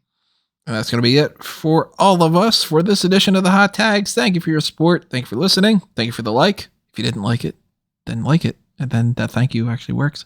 Subscribe if you haven't done that already. And we will see you in the next one, everyone. Thank you again for joining us for the Hot Tags. Adios now. This has been another Smark Out moment. And we're being counted out.